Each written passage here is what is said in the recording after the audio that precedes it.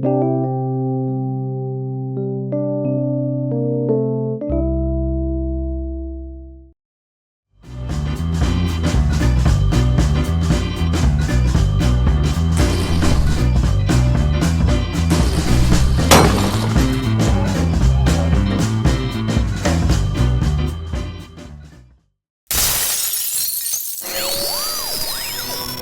intend to offend, we will offend, and if you have a delicate sensibility, click the X button in the corner, or if you're on a Mac, the red button in the left corner.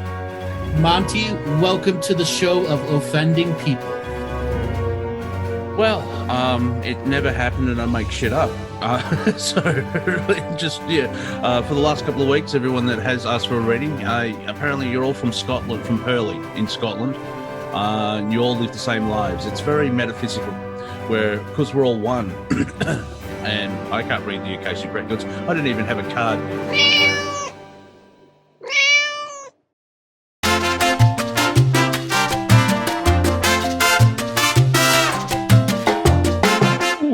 Welcome, and welcome. I really need to work on that tag. I don't even have a card. That's a reference to a library card when people used to go to libraries. Anyway, this is Friday Night Comedy. We've sacrificed many chickens. Many chickens have died for this show to be here. So, and of course, my name is Monty Dean, and I've been joined by my Canadian cousin in Central America. Unfortunately, I was going to go for the third K sound, but Central doesn't sound that good with a K sound. Bruce MacDonald, how are you, Bruce? I'm good, Monty. Good. It's nice to be here. Yes, and in the background, we have the fastest memer in the West, even though he's in South America. Robert? People are still lining up outside of the studio to buy tickets. Yeah. I would never go to South America. Panama's as far as I'll go. It just goes crazy after that. Yeah, but you can see South America from your house. I have good binoculars. Yeah, I can. Yeah. Also, for those wondering, Andrew Bartzis is on assignment, and when he's not, he'll come back, and then there'll be a story or two to tell. So, but it's been 3 months between innings here at Friday Night Comedy. So thank you for everyone turning up, and I hope we can make you giggle, because 3 months, that's a quarter of a year. That's a season on this planet of galactic learning, seed planet. What is the Earth again? College, prison. It was in its original design a seventh dimensional seed planet, right? With womb chakras. So, yeah. But it's been degraded like a Russian automobile. I was like, put it in H. I shouldn't say that though. They say that those Ladas went forever. Like you could not break a Lada, the only car that the Soviet Union made. It is people's car. And also, if you want to think about it, if against capitalism, there's got to be a quality level of shit. Where this is a shit box, but the grandfather bought it, and I still drive it today. like the Volkswagen, Hitler's Revenge. Yeah, they pumped out water in caves to build these things, allegedly. Yeah. So, boy, a lot's happened since we did the last comedy show, and I mean the world is changing very, very quickly, and I don't know where to begin, Monty. I mean, you're in the epicenter of one of the changes. I come from another one. I'm not there now. I haven't been for 7 years, but I come from Canada. And for reasons that I can't quite fathom, they seem to have chosen our two Commonwealth cousin countries as the testing grounds for how far you can go with, civil lockdown and telling people what to do. Yeah, it's interesting enough here because this week we'll be bouncing around all over. So if you're following this conversation on a whiteboard, just put the whiteboard down. Just sniff the pens. There's no, because we'll be going all around. Remembrance Day, the 11th of the 11th. For at 11 o'clock on the 11th day of the 11th month, the guns will go silent. And that's when armistice actually started. And it's evolving just backwards. That's devolving. Isn't that PewDiePie? He's extremely popular, apparently. He's got a lot of money. I don't know. We had our... Here in Australia, you've got Dan Andrews, who's the Premier of Victoria, who's from the Labor Party, the Working People's Party, basically. And then you've got Scott Morrison, who's the Prime Minister of Australia, which is federally, which is all the big bits. He's Liberal, which are Conservative. Only in Australia you have something completely different. Our Conservatives are called Liberal. What? However, they were here in Melbourne at the Shrine of Remembrance. It's a big tomb homage to the volunteers that made up the Anzac Corps in World War One, or the Great War at the time. And they're just going on about they died for our freedoms. And it's like, well, both of you pricks have... But if our veterans are called diggers because they just dig a lot of stuff everywhere they go. And I think it's from the gold rush, because they just dig a lot of dirt. Anyway, the people that died for Australian and Victorian freedoms would have invaded Victoria because of the way that the government's been acting.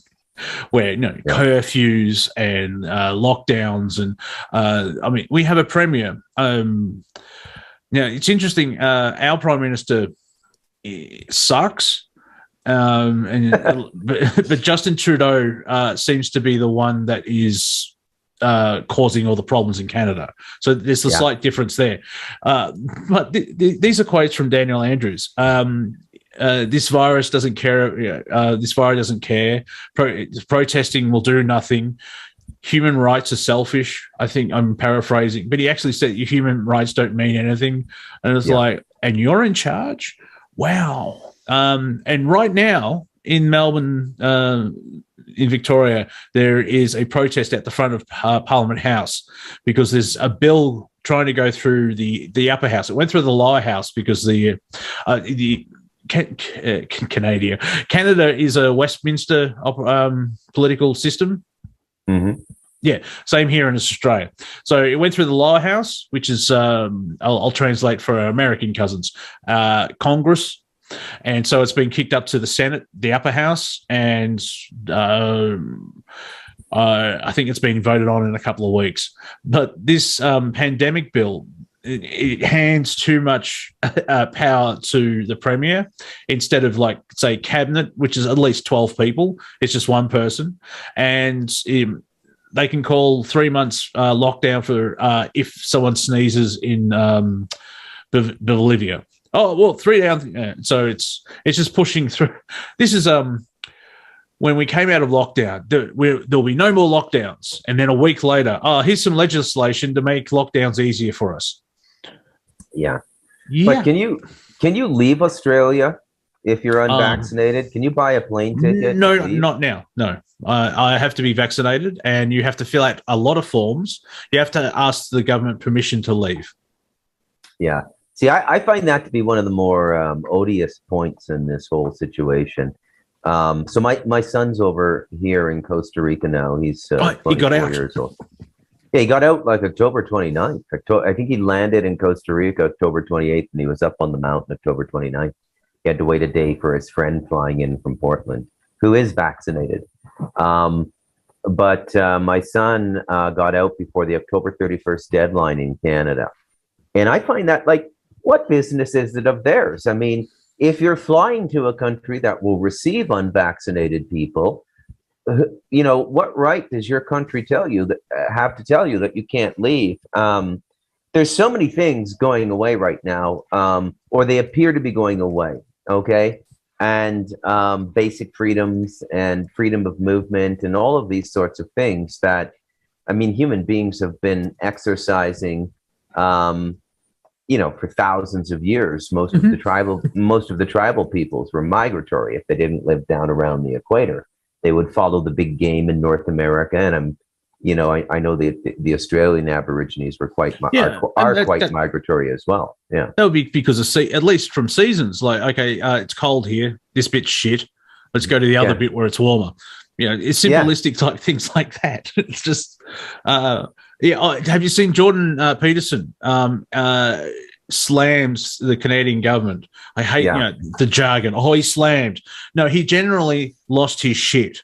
But he had a sane outburst because he said, okay, I'll take the vaccine. I'm vaccinated. That was my choice. Now, and I quote, now leave me the fuck alone. And Dr. Peterson, you don't expect him to say stuff like that with such vehemence, but when he does, he means it. Yeah. That's someone who knows how to swear properly, not like an Australian where it's punctuation. If he's using that word, he chose it for a reason. Yeah. Yeah. So there we go. If anyone asks where I am, I've left the country.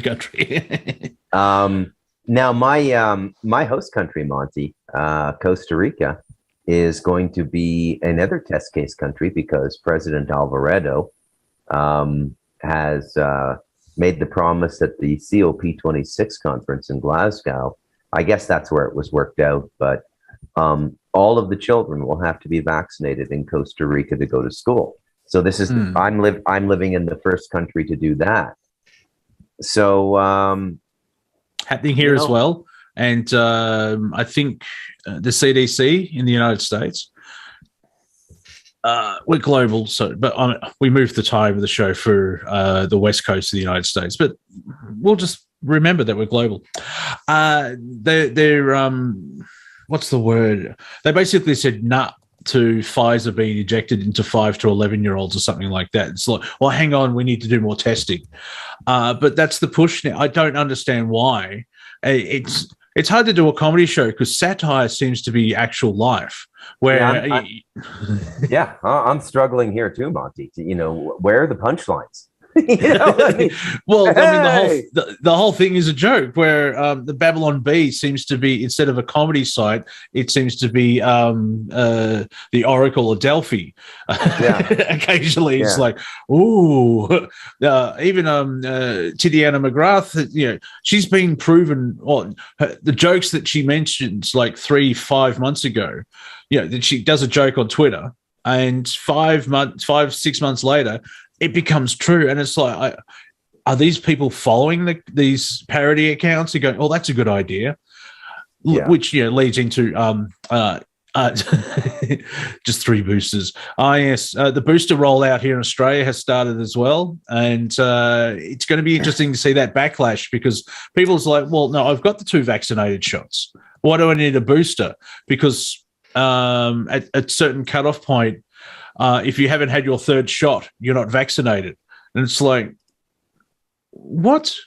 Look, this is weak-ass science. Like, you're going to have 8-year-olds going, nah, that's fucked.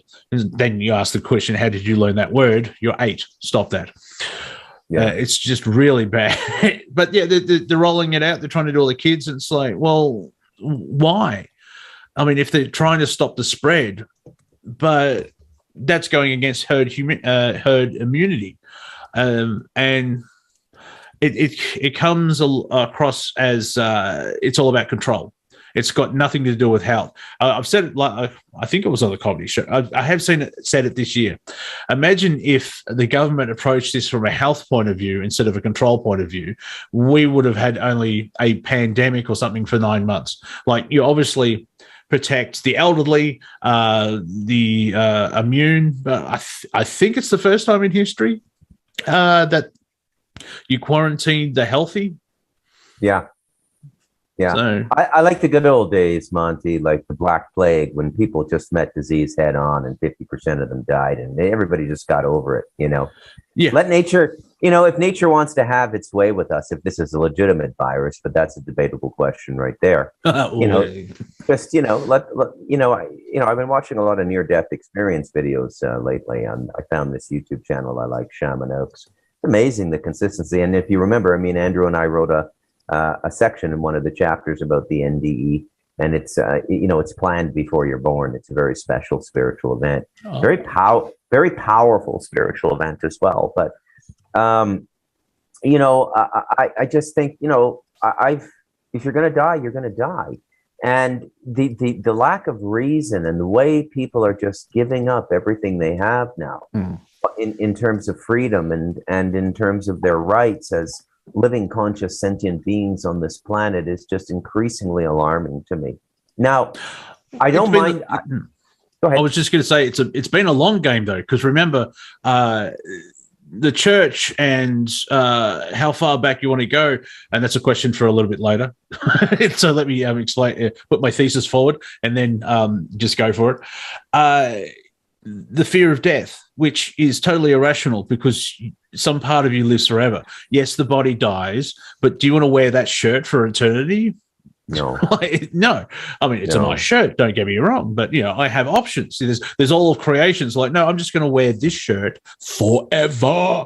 And so you've got the fear of death, which is a major shackle to the human psyche because, well, I think it could be, dare I say, in the last 200 years, because how else could, Genghis Khan, apart from the threat of death, how did all these, looking back in history, provable history, the Romans had 50,000 men and they all charged for the glory of, were they idiots? Because, why would they throw their life away for glory?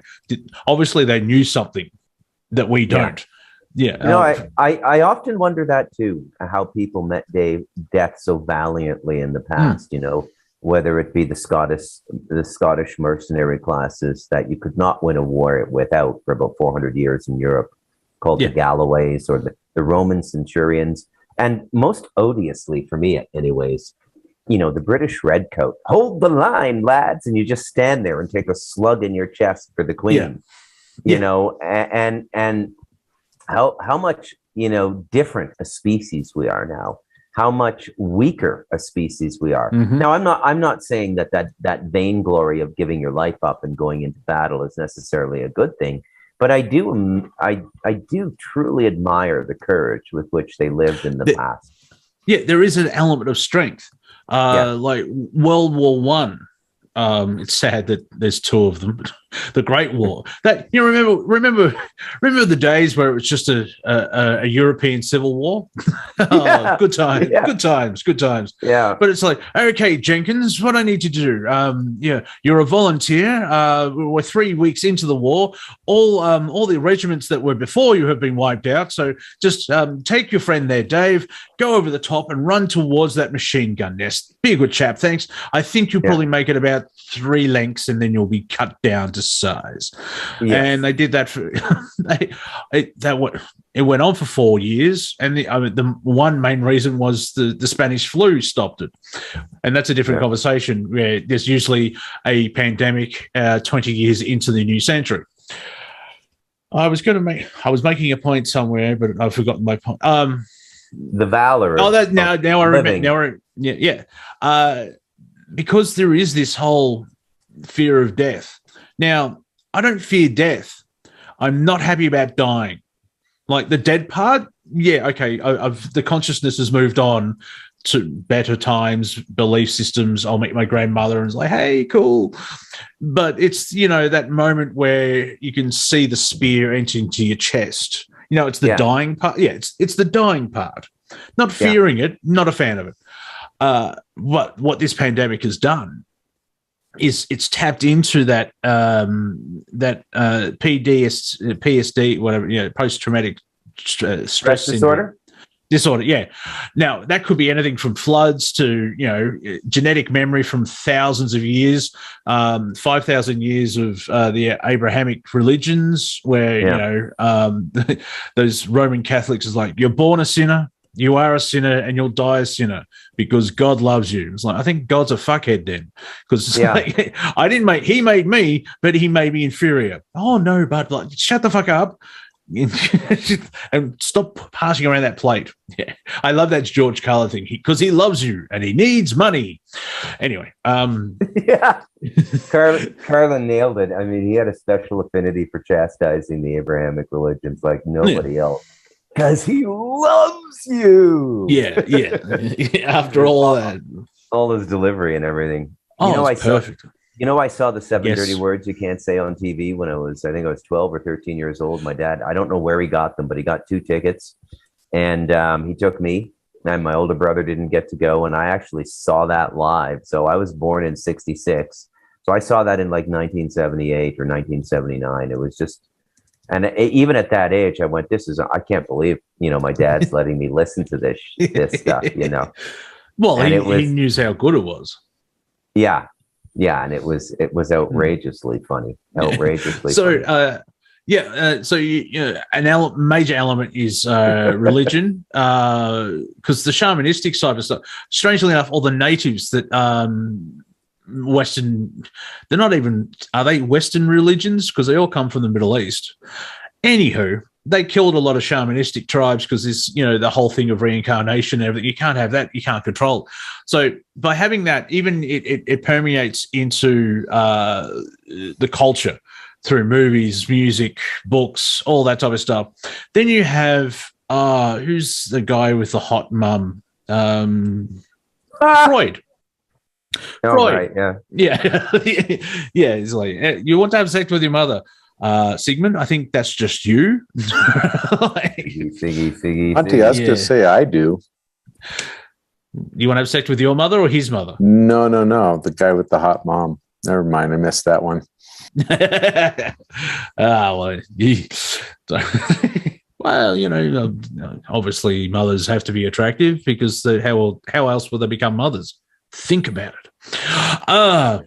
Where am I going with this? So you've got the whole, God is dead, atheistic type of thing of, chemical chance, fate and destiny, chemical chance. Another Bill Hicks reference.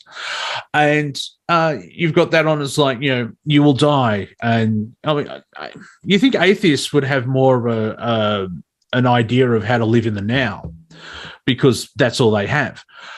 So you've got all that. And then you have the pandemic come out where, deadly disease and it'll kill you all. And then 3 weeks later, well, we're kind of wrong, but we're going to go with the original outcome.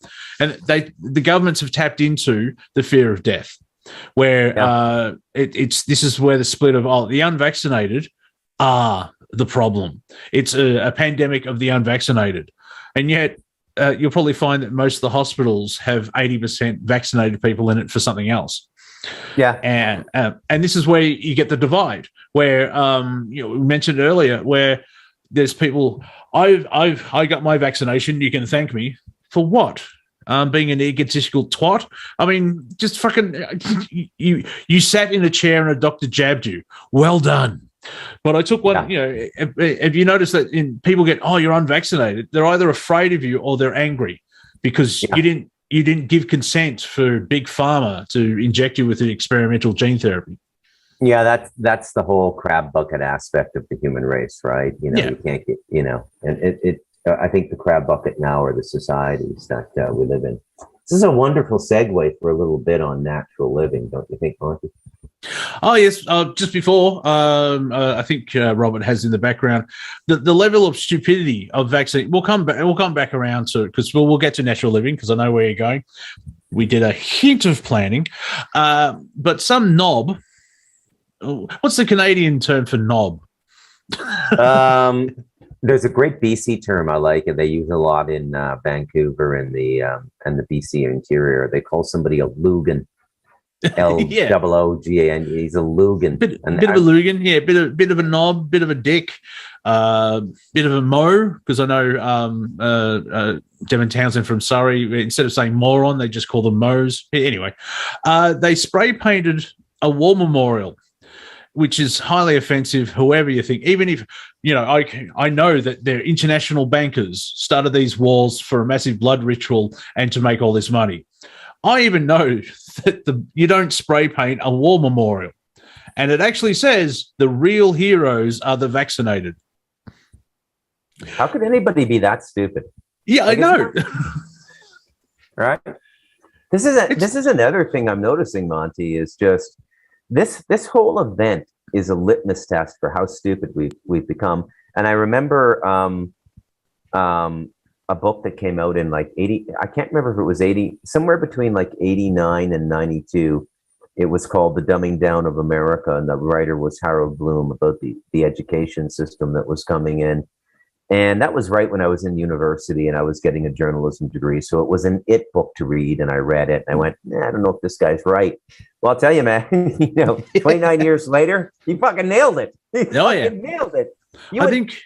You just imagine trying to get away with what's going on right now in a political, social, and media environment with intellectual lions like Buckminster Fuller and Norman Mailer and Susan Sontag. Where are those people in the modern generation? You know who they are? Tweety Pie. That's who they are now, PewDiePie, yeah. PewDiePie, yeah. I'm ashamed for you, Monty, that you actually know his real name. Tweety Pie, it's like what, the little bird, mind you. Well, see, now that's one thing that has turned up.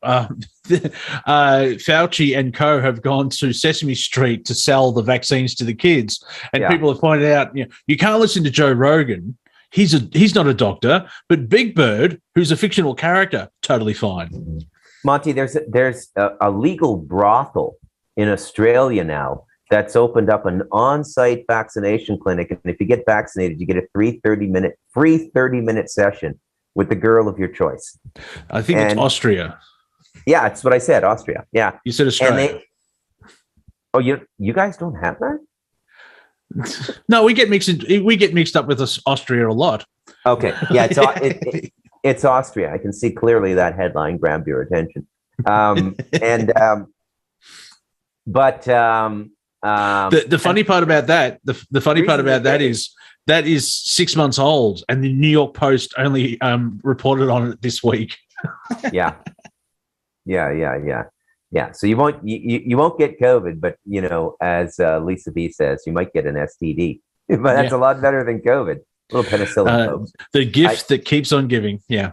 Yeah, just sprinkle the hydrochloroquine on your genitals.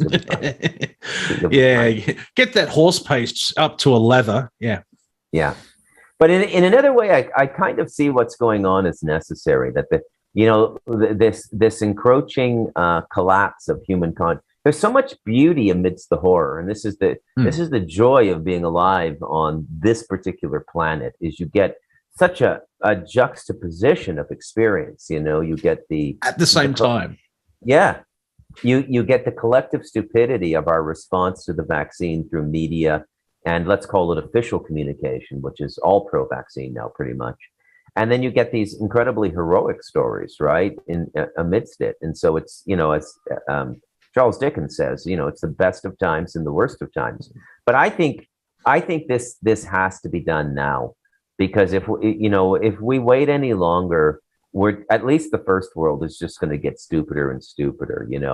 When I first came here, Monty, to this mountain I live in southern Costa Rica, called the Talamanca Mountain Range, a UNESCO heritage site, folks. Beautiful place I live. Most beautiful place I've ever been in my life.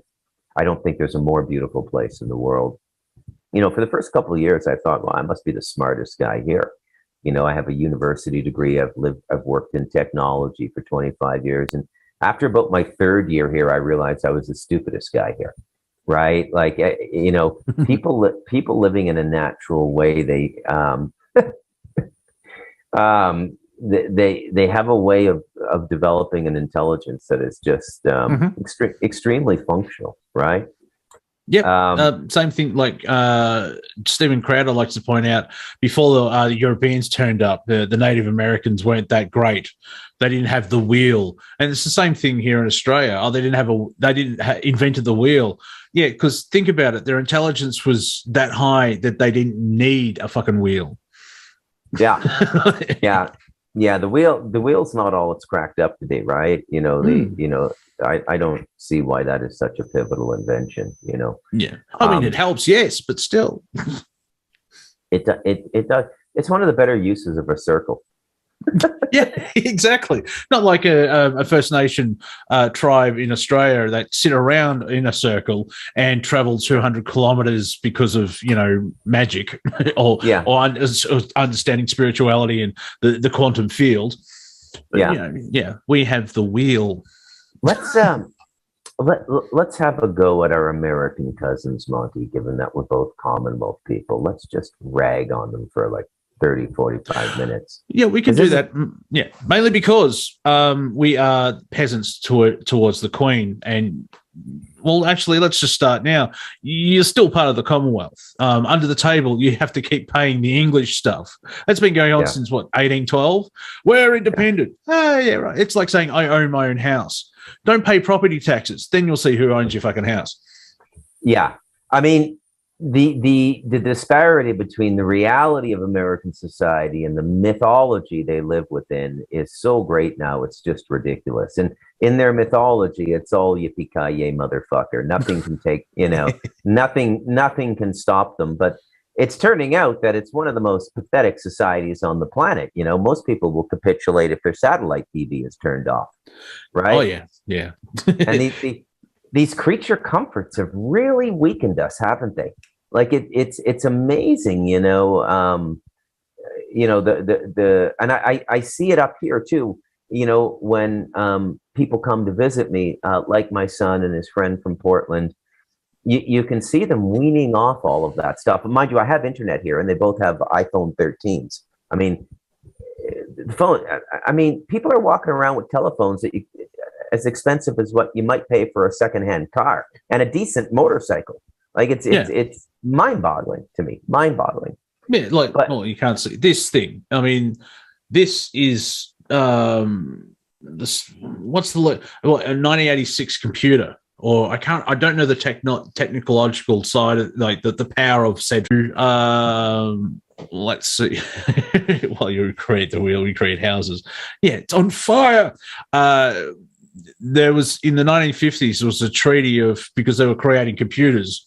I mean, yeah, this phone would be this back in the 50s could be the size of my house because of just the miniaturization and all that type of stuff. There was a treaty where once they got to a certain level of RAM or processing power, it was called a super weapon. And Macintosh, I think when it was Macintosh at the time, or Apple Macintosh, I think it was in the late 80s, the computer actually made it to that level of processing power. And it's the only home computer that's a super weapon. And the ad had like barbed wire and tanks all around it because it got to that level. Nowadays, it's who knows exactly what we've got, because you've got the breakaway civilization. I'm recently been watching an interview with Kerry Cassidy and Sean David Morton, which came out about a week ago. And he talks about the group, which is sort of like the security force. Because I'm trying to figure out with the inner earth, the management of the farm. They probably use the group. They probably use the group as their security firm that makes sure the fences are all it's like we haven't got people leaving the planet type thing. So until I know otherwise, I will just do that. To answer, how do you say that for Friday? Frida Drurian. Thank you. He's on us. He's on assignment. I'm very English background, Lisa or Liza. I've met a Liza, but it's spelled Lisa. This is the problem we have. I also saw as well. You'll love this because you're a writer. If someone mispronounces a word, it's probably because they read it. This is a good thing because they read. Yeah. So remember that. That's a very good point, Monty. Not many people think about that, right? That they learn the word just by seeing it, not hearing it. Yeah, like the placebo effect. Yeah. You got me, Monty. It's not that one right in there. I'll tell you right now. Yeah, but you can check it. You can look it up and get the double K phonetics on it to see how the vowels and the consonants. Well, yeah. That's the other thing of now. There was a sitcom where Ryan Reynolds got his start, basically, of popularity. 2 guys and a girl in a pizza place. Type that into a search engine, ladies and gentlemen, and see what comes up. And I think season 3 they dropped "and a pizza place." It was 2 guys and a girl. I was like, they know. But at the end of the show, for whatever reason, they lost a bet and they had to dress like items on the menu of the pizza place. So, one's a cannoli, another one's a slice of pizza, and they're having this deep philosophy conversation. And one of the characters says, I'm afraid of technology. And then I think the manager says, no, you don't be afraid of technology. You should be afraid of the said use of technology. Yeah. And it was funny because it made they're dressed completely ridiculous, and there we are.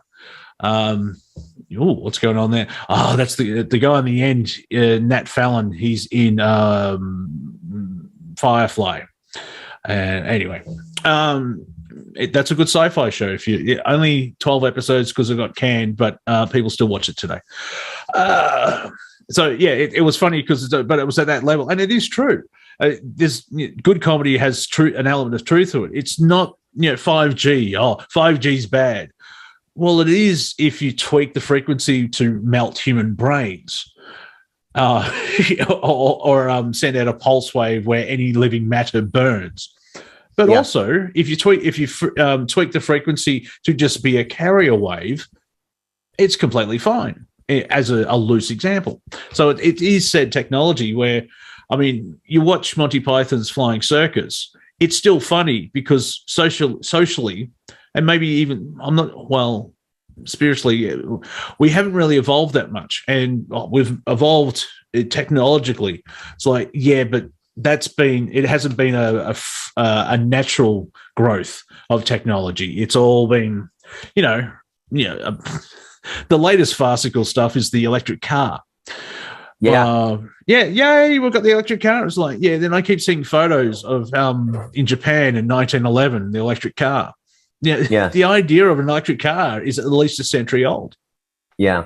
And have you seen the photos of the electric car graveyards? They have a big one from France because it's so expensive to replace the lithium batteries when they finally wear out and can't take a recharge that they just sort of abandon these cars. And there's like these electric car graveyards in Europe now that you can just photograph them from an airplane, and there's literally thousands and thousands of these cars. Like in New Mexico, the plane graveyard, where that's where all the old planes go to die. And So I think Robert's got a picture for us. Now, remember we parked in the Itchy lot. There's a Simpson reference for you. That's a lot of cars.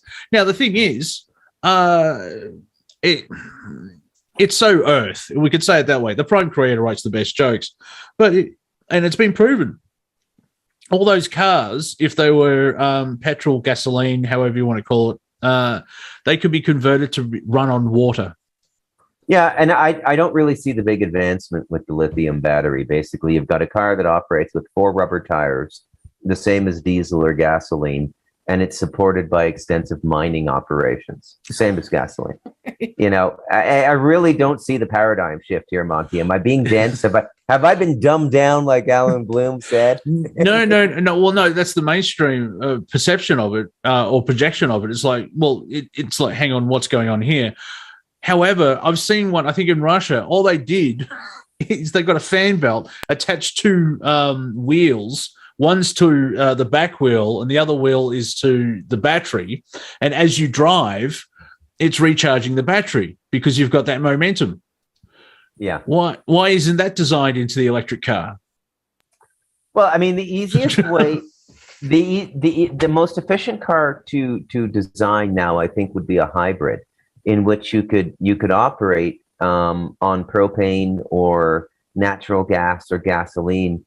And while you're doing that, you're actually charging your electric battery, or you're actually charging your car in some way. And then you can switch off the gasoline. You could create a vehicle that could go, 200 kilometers on a liter of gasoline quite easily. And the carburetors, we could change the carburetors. And as you said, the water engine's been around. The hydrogen engine's been around for quite a while. And, time and time again, when you dig a little bit into these topics, whether it be the technology of transportation or the medical field, you find that there are alternatives that are cost friendly and much better in terms of health repair. I'm starting up. I probably shouldn't say this on air, but I will. But I am starting up an oil operation over here. So I have about 10 hectares, which is about 26 acres of abaca, and they have these big leaves like a banana plant. And so I'm going to plant about 30 pot plants, and then I'm going to just have copious amounts, like a liter of Rick Simpson oil available at all times on this mountain, because it is so efficient. It's so many ailments. It's unbelievable. Even topical. Like there are certain insect bites you can get where I live where you need serious medical attention, like right away. Yeah. I mean, you put a little bit of the Rick Simpson oil on a swab, put the swab right on the bite, do a gauze wrap, you take it off the next day. It's like, a baby's bottom. It's just unbelievable. And I don't know if you put this together, you or Robert have put this together, but I did. It's very interesting, in the last 15 years. So when did we wake up politically and socially becomes the question, right? And when did we realize, as Hamlet did, that, there's something rotten in the state of Denmark? And 9/11. Well, 9/11 started it for me, but my full wake up came in about 2003. I actually remember exactly where I was. It was like, but it's interesting because this was just a cognitive event. It wasn't an external event like the JFK assassination or the Berlin Wall coming down, stuff where people remember where they were. This was I remember this day so clearly. I got this download and I went, wow, it's going to get really tough in the next 20 years. I was about 2003. By about 2011, I had made up my mind to come to Central America. I waited for my son to finish high school, and when he was 18, we both came over and built these houses, and then he went back to Canada. So that was in 2014. But I remember my wake-up moment very, very clearly. And from the moment I started to watch things with, let's call it, a suspicious eye, I started to document things and remember things that I said, okay, I don't understand this right now, but somewhere in the future, this is going to make sense. And for those of you who are listening, you might remember a couple of these events. There was an event where an unusual, like statistically improbable number of microbiologists died in a very short period of time. We're talking world famous researchers. There was even that plane that went down that had like 20 or 30 of them on the plane. And I thought, Malaysian Airlines in the Ukraine? Yeah. That one? Yep. I believe that was it. I believe, I'm not certain. Yep. But and then from about 2015 onwards, I believe it was, to about 2018, we started to get all of these crazy stories about like natural health practitioners being murdered. Like, like they didn't say they were not murdered. They just didn't say they were murdered because they're natural health practitioners. Home invasion, car accident. You're looking at this statistically, and you're going, this is like sitting down at a blackjack table and not losing a hand for 89 hands in a row. Yeah, and that wave with the natural practitioners was the wave after there was a wave through the financial sector, if you remember. Yeah. So all the bankers were dying. Yeah, the bankers were dying, and everyone, half of us were like, yeah, and then they got a bit.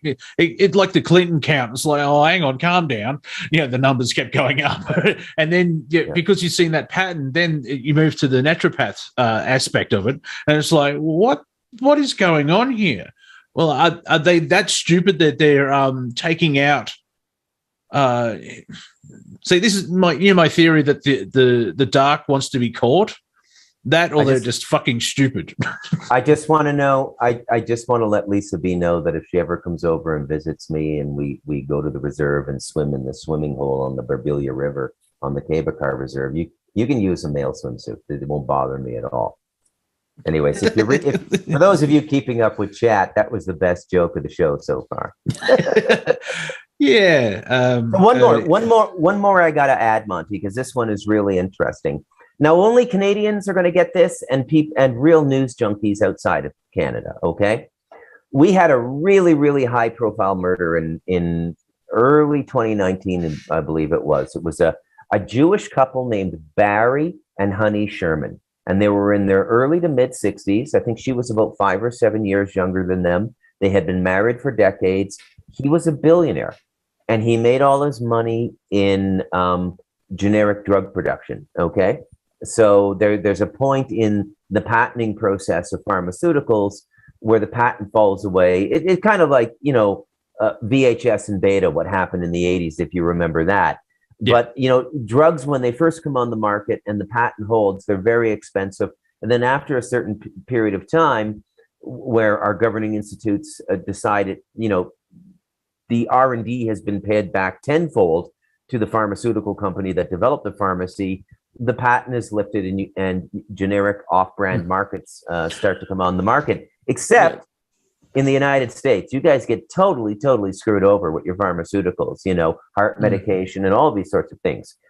So Barry Sherman, this is what he did. He ran a pharmaceutical, basically a legal pill press in north of Toronto. And I didn't know this till about 6 months ago, but he converted all 100% of his production capacity in his company. He converted over to hydrochloroquine. So he knew, right? So there's when your eyes are open and you're looking, there's all these signs, don't let anybody, but it's so hard to get all this information out in any kind of coherent way with somebody cynically sitting across from you at a table at a Starbucks telling you have a tinfoil hat on your head. Because even item number 72, blah blah blah blah. It's like we're up to 72 things of it's like trying to bring someone into Game of Thrones halfway through Game 7. Hey, knucklehead, just go fucking download it and watch the first 6 seasons. You can't need to watch. Yeah, who's that person? Oh, yeah. Try to explain Arya, Anya, whatever. Anyway, the one who stabbed the ice. Anyway, yeah. Let's not bring up Game of Thrones season 7. Or was it 8? Yeah. The last season sucked. Anywho,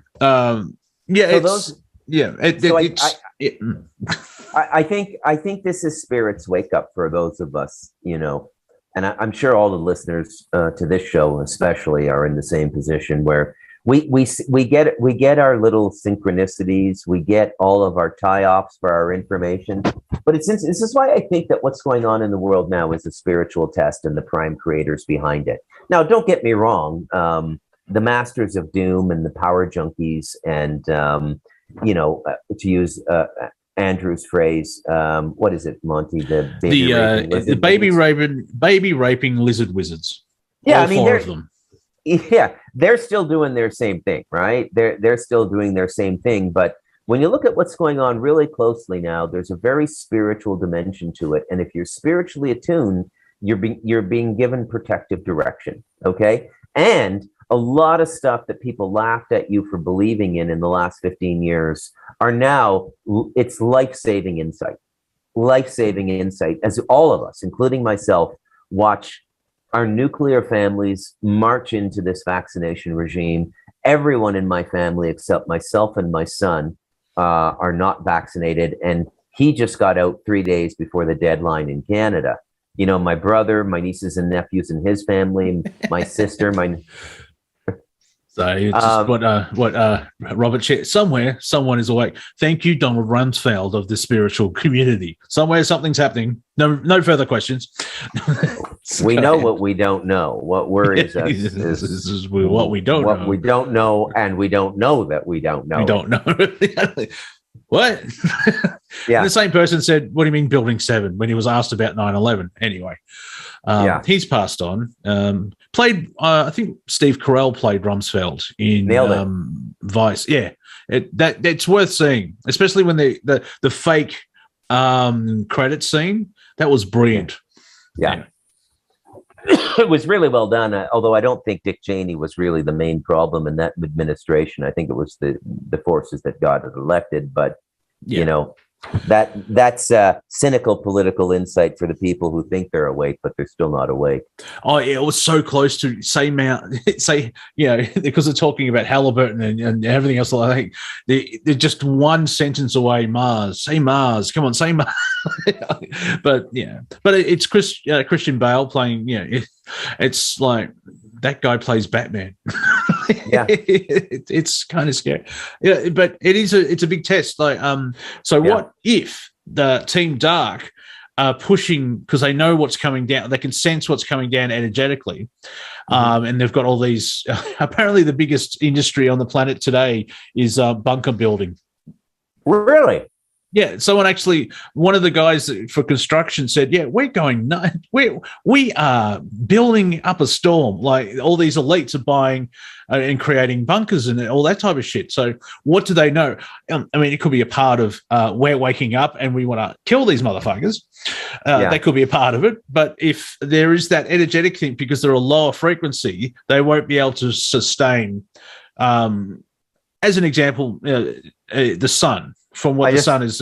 My point being is the theory putting forward is there's a time limit on. That's why they've crossed the line. They've pushed it forward because in private conversations we've discussed this where if you're an evil dictator and want to control the world, why the fuck would you kill all the compliant slaves and leave the rebels behind?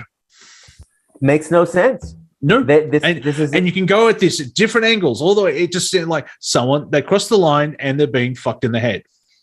Yeah, I don't understand it either, Monty. It's like it's like Sauron is sacrificing all his orcs or something. This is really weird, and all the people who are in a position to get through this that I know are really good people, and whatever children and future human race goes forward, it's going to be completely different from the one that's in now.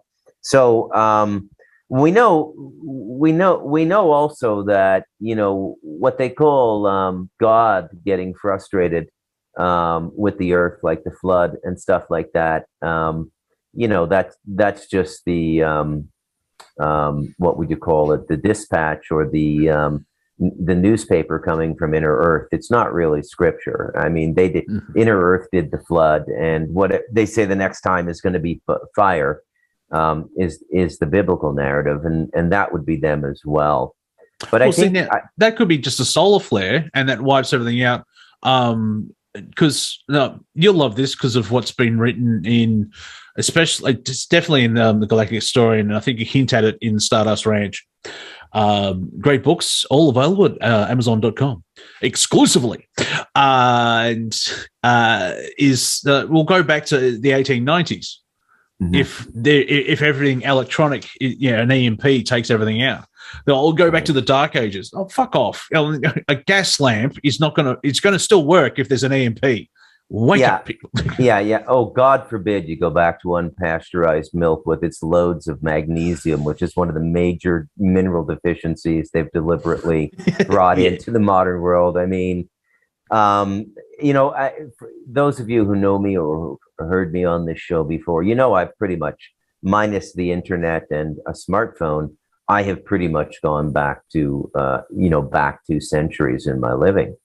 Cue me up, and but it is a wonderful way to live. The first 2 or 3 years up here were hard, a little bit hard, as I weaned myself off of all of the thinking and all of the cultural artifacts of Canada and a first world nation. But once you get into the rhythm of it, and it's just so beautiful.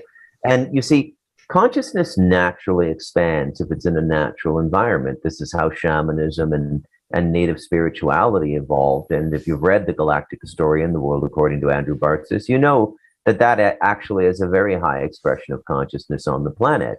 Just because they don't wear wooden beads and put on maroon, white, or black robes doesn't mean that they aren't leaps and bounds beyond those people who do. And in fact, they are. So natural living produces natural growth of consciousness. And the Industrial Revolution, from its outset, was a plan. I mean, there are some synchronistic events that just worked out for them, but it was a plan. And they were planning for this moment, Monty. It was like a war modality, because something is coming our way which is going to dramatically lift human consciousness. Whatever it is, I don't know. It could be the Dolores Cannon stuff, you know, the photon belt in the Milky Way. I don't know, but and I don't care to know. Just knowing that it's coming, by watching them prepare for it, is all the evidence I need that it's coming. And prepare at it badly as well. My God, it's a complete joke. I mean, half of it is a distraction because we haven't even talked about Captain Poopy Pants. I mean, Brandon Biden, the president of the United States, because like I watched it's 20 years old, but Michael Tazarian, there's a video of the destruction of Atlantis, and I don't know about timeline, but it still fits in. Because, when you read Andrew's stuff and he talks timelines, it's like, everything's true. Just pick a timeline and it'll work out. Yeah. Because the backstory of that video, and I think it's multi-level as well. Like through stories, be it books or movies. In a way, Lord of the Rings is probably a weak story compared to what history is, if I can say it that way. Because, Marvel, the MCU, which is 22 movies, it's just like I watched all them recently. It's just like a TV show. You just watch 2-hour episodes. There's the expansion of human consciousness is coming down the pike because there's ending of cycles, and you've got part of the darkness that were running away from something else, and that's when Tiamat exploded and there was all that water dump on it. Which you could say that's when not the 15 element. I like that in the books. Like there's 15 elements. We won't talk about them. It's like, why? Why not? Come on! There's only 3 left. Just move on. But obviously, that's further down. It's like, oh, by the way, here's the history of, because they've all left. But everyone else was duped to come in. I think you've mentioned, the Anunnaki, and then this group that was probably hiding from their pursuers. They ended up on Earth, and as part of they had an electric fence around it. Yeah, and they can't get off. And also, then the flood, which could have, I know there was one. The Ice Age is 12,000 years ago, but who knows who you're which talking about? Mention the name again and who he is. I'll do it for you, Monty. He's talking about a fellow by the name of Michael Sarion with a T, but the T is silent. And brilliant Irish occult researcher, bringing out a lot of information. 25 years ago, Monty? Yeah. And just like bang on, man, bang on.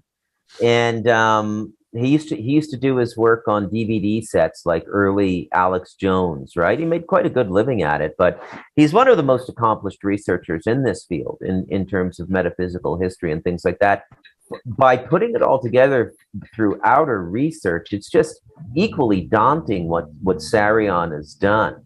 And he's a very hopeful guy too. And he points out certain fundamental truths that we should all remember as we go through these difficult times. A reactive force can never win. It's not an eternal force. It's a reaction to an action. And so it there he is. Yeah, Michael Sarion.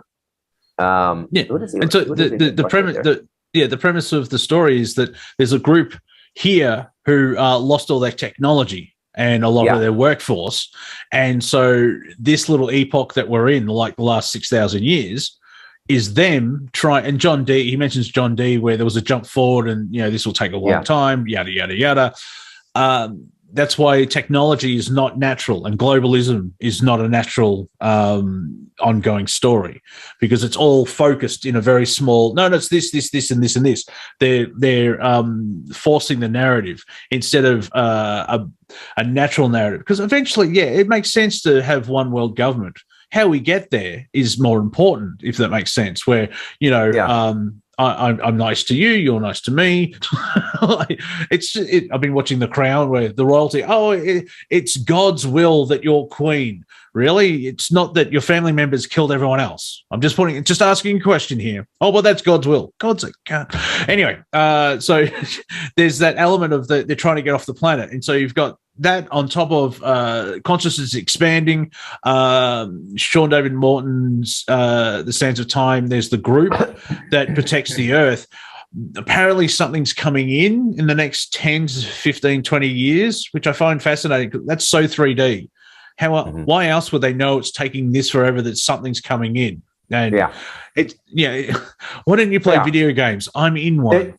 We got to make that distinction, Monty, between something physically coming in and, I mean, astrally, there's stuff, and through the portals, there's stuff coming and going all the time. The Earth is a revolving door, and it's loaded with extraterrestrials, and I mean, boots on the ground extraterrestrials. And but physically coming in, the big physical ships. This is another thing, and this is obviously a more primitive species. You know, if they need to get the gerbils on the treadwheel to get that ship across space, it's not super advanced, right? Yeah. A lot of the other races just sort of think, and they're here, and so there is this. I don't know what to make of that. I don't have any intuitive sense that there's something coming in. I haven't put a lot of attention on it to try and get a bead on it. I don't know why it doesn't interest me. I think the reason it doesn't interest me is maybe intuitively I know what it is. It's just like, the Anunnaki, but the Anunnaki are here already. I mean, they've been here forever doing their whole bloodline thing. And well, I mean, then you got the Doris Cannon. If the Earth splits frequency, which is, I think, part of the consciousness stuff. If the Team Dark are trying to dumb everyone down in the level of consciousness, they're trying to trap people in that realm. Or whatever, it's get discarded, but the planet, it's the conscious part of the planet is going to rise up again and take people with us. It's like, oh, that kind of makes sense. But yeah, it's fascinating just to see it.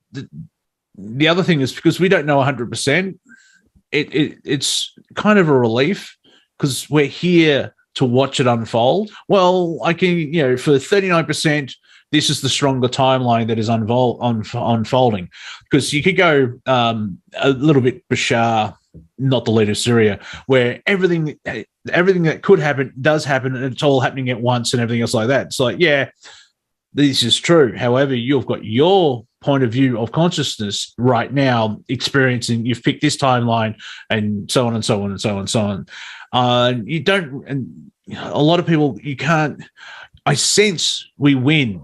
Now, we've talked about this before, even on Revolution Radio, like with Viking and so on, a couple of other people. We know we win. We get to the end. If we have to travel down a football field, like the gridiron in the United States, we get to the end zone. No idea how we may have to crawl across 18 feet of glass. And then I jokingly said, about halfway is like, you remember, hang on, I can float. And you just float above.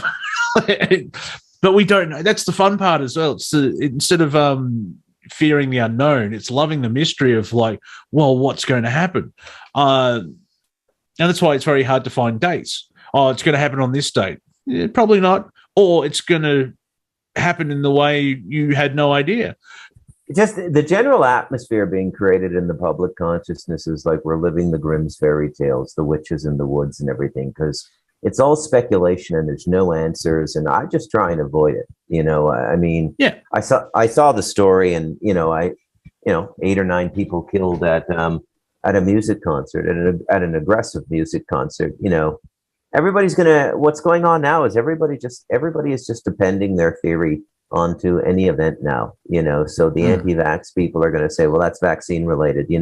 They can do things with sound that activate the graphene or something like this, right? Yeah.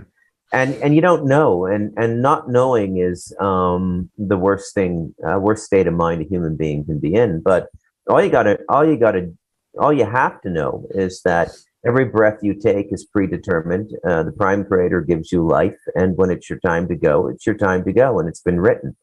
So just really don't worry about these things. And that's that fear of death. It's like, but your body dies, you don't.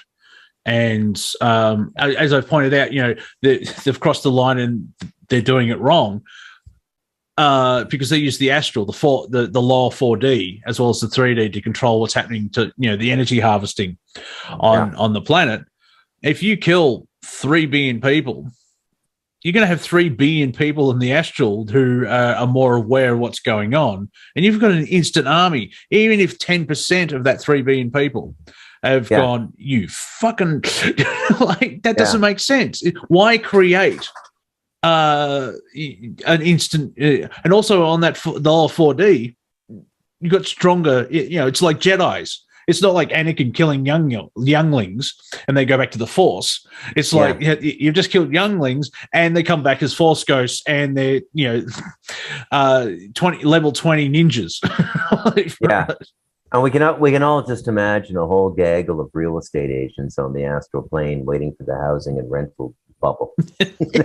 Well, it comes down to belief systems as well. So, but there's a lot. Obviously, you don't think. I think you're similar. We don't think about it too much, unless we only do to make fun of it, because it doesn't. There's a lot of, why are you doing this? Oh, we know what we're doing. Do you?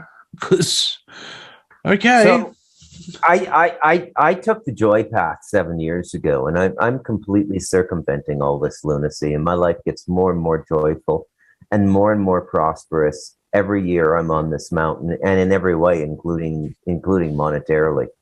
And it just, it is everything. It's a very unfortunate way I have to word this, but there's no other way I can think of to say it. But as it gets worse and worse for people in the first world cities, it gets better and better for me, because for whatever reasons, it's getting harder for employers to find people to work at certain tasks that can be done remotely. Monty, I get 7 to 10 job offers a week, and since I picked up this tax grant writing commission-based gig in late 2019, where I started on wage and then moved to commission as an equity partner, I don't need any more work. I only need to work about 40, 50 hours a month, and I'm fine. I can pay for everything, my ATVs, my cattle expansion into cattle ranching, and all of these sorts of things, the Abaca. I mean, I employ about 6 people. Now, wages aren't that high here. Intermittently, right now, I have 2 full-time guys, but when the harvest comes in, I bring in other people.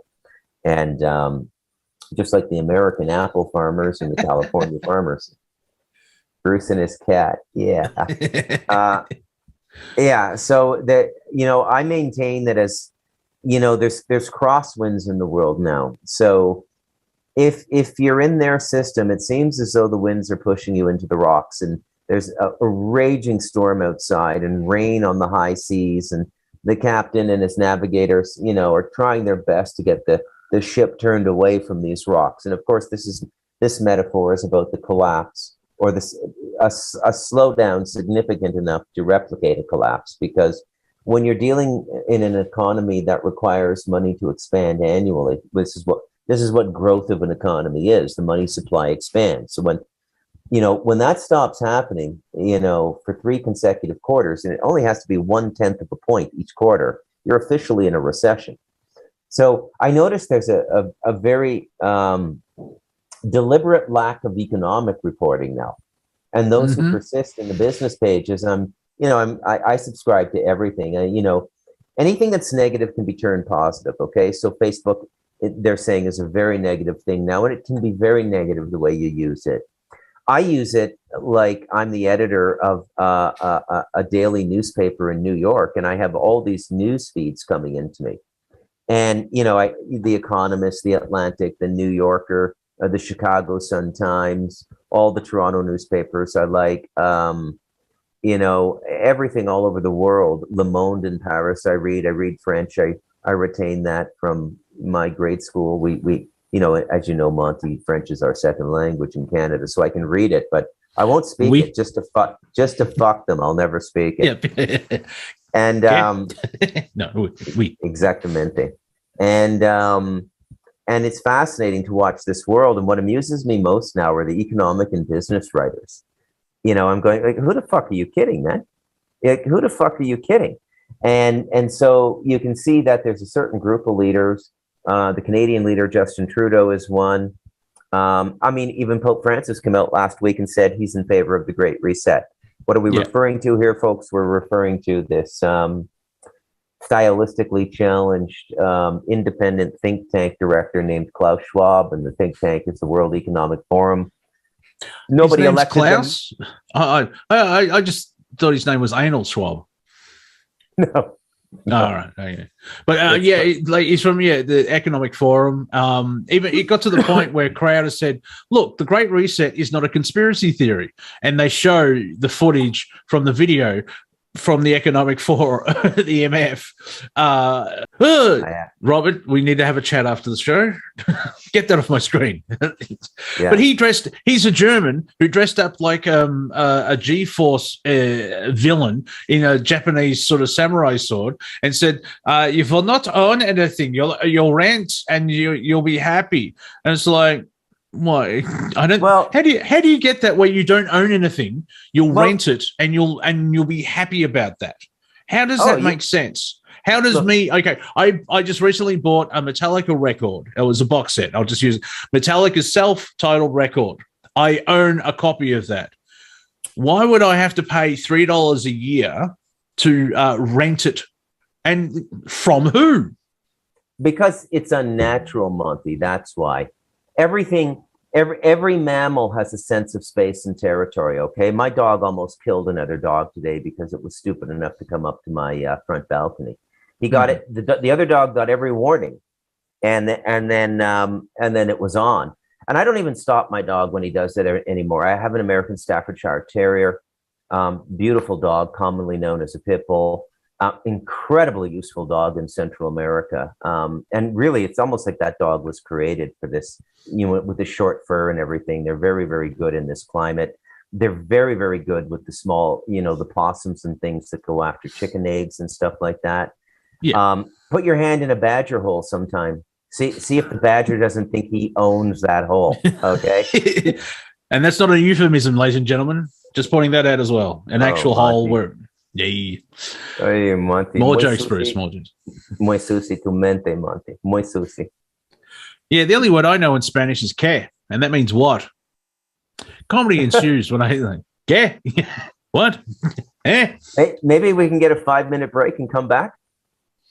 Well, it depends on Robert. Yes, that's. I'd like to fill up my coffee cup and.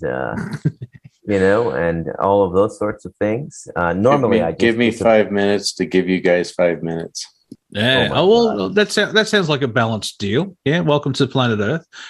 You give me 5, I give you 5.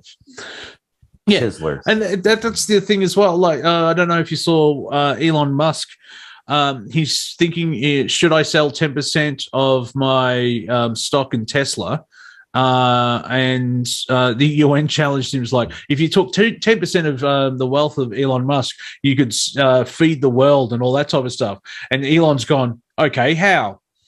And it was like I instantly thought of Andrew because I was it 10 billion. Like if it's done correctly, even Benjamin Fulford's pointed this out. There is a way of it's 10 or 7. It's less than $20 billion. You can feed the world or clothe the world and set up programs for a decade if there was no corruption and done correctly. So going back to what we were talking about before, where cars that run on water and Africa and all that self-sustaining, we don't need any of the secret technology that's hidden from us. Don't worry, we will get to that and it'll be nice. It's like, teleportation, which is a form of time travel. Yeah, awesome. The med beds and everything else like that. Today, right now, in the general populace, the knowledge out there in the general public. Are they real? Let me. Well, we'll get to that. What I'm saying is, we can save the planet 10 times different ways already with the knowledge that's already out there with hemp and cannabis and hempcrete. And, there are so many different ways of saving the planet already out there. Yeah. Before we get to med beds and everything else like that. I don't know because they seem to wheel them out, pun intended, those med beds every 4 or 5 years and like, look, med.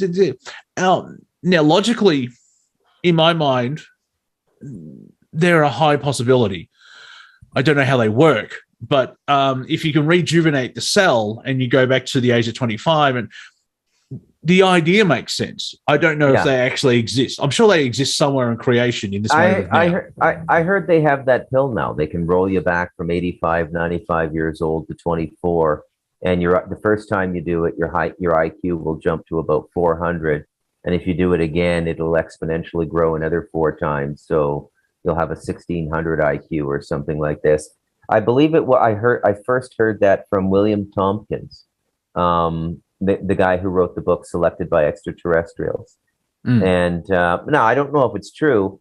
And I don't really care. Like I'm actually perfectly okay with the coming and going of the skin suit and the way the system works now.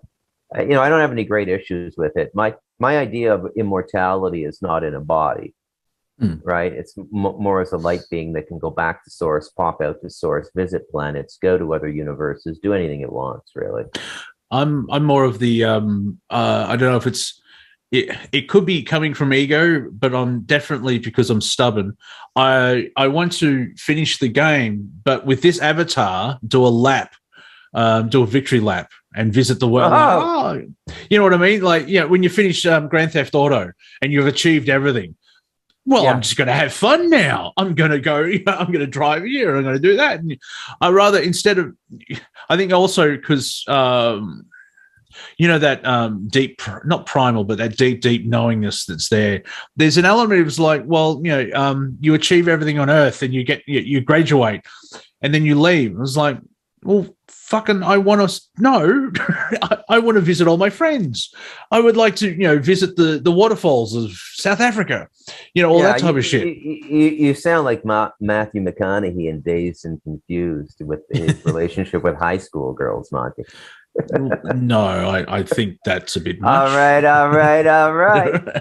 Yeah, I get older and they stay the same age. No, that's no. You're wrong, MacDonald. You're wrong. Okay. All right. So, I mean it because I hardly ever I'm Australian. We don't use last names. Like every time someone says Dean, I'm like, they're talking to someone else. Because I have my last name's also a first name, and if they get called my family name, boom, straight over my head. Oh, we mean you, Monty. Well, it's either Lord Dean or Mr. Dean, just not Dean, all right? Just point that out. Yeah. So, it's well, are you ready for your break? Oh, I'd love 5 minutes. Yeah, let's get some music. Yes, well, yep. So we'll just slip into that. We shall return. Yes. Go, get a cup of tea, go to the toilet, feed your cat. Just don't mix them up. We'll be right back. Hello, is anyone out there? We're back. Hello? Hello? Wouldn't allow me to mute. There we go. So, to answer your question, no, we're not out there. Yes. Yes. The one thing about The Wall, Roger Waters said it didn't have any humor. That was the only thing it was missing. So if you listen to his commentary, the commentary of the movie with Gerald Scarfe or Scrafe, however you say his last name, and it is quite funny because he's just making jokes all the way through. Anyway, we're back. I'm so used to doing a round table. It's like, you're back on certain radio station.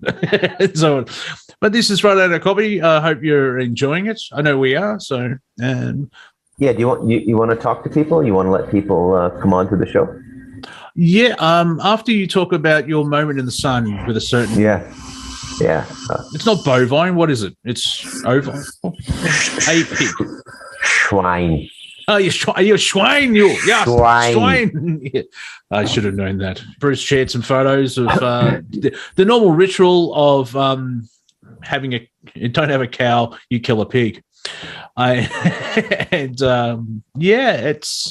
going to be. It's usually a 3-minute story, but I'm going to continue interrupting. So it's probably going to go about 15 minutes, and then maybe 10, 15 minutes at the end. Because it's 2 hours, and so the answer is yes. Tell me about your pig, sir. All right, yeah. Yeah.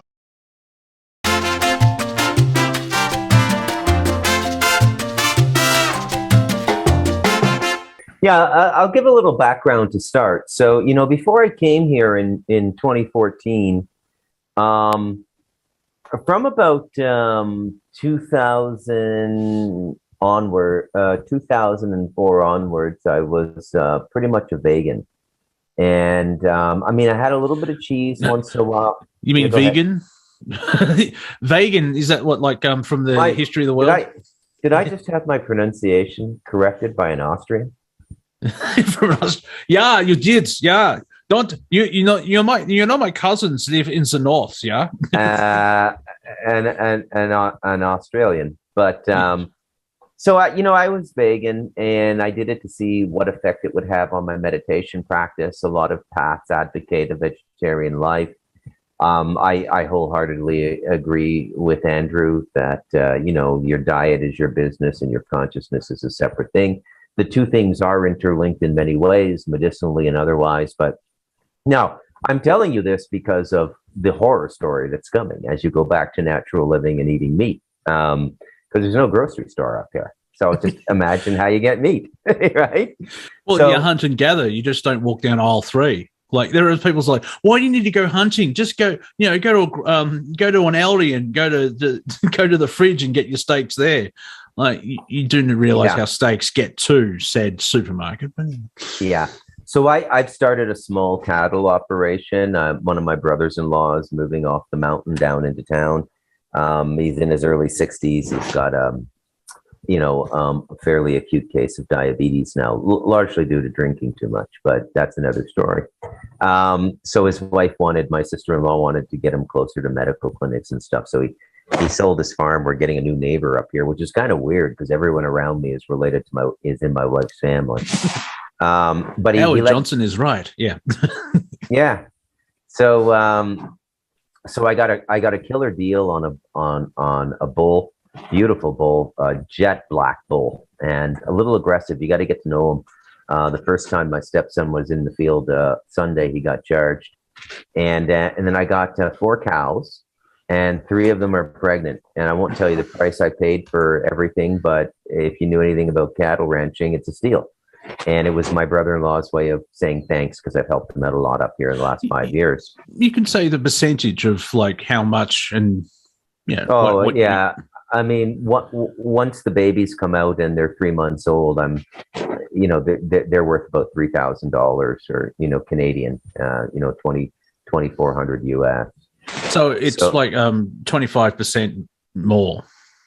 Well, Anyway. He charged me 3,400, about 2,800 Canadian for all 5 cows with the three pregnant females, which is about 40-50% of their value.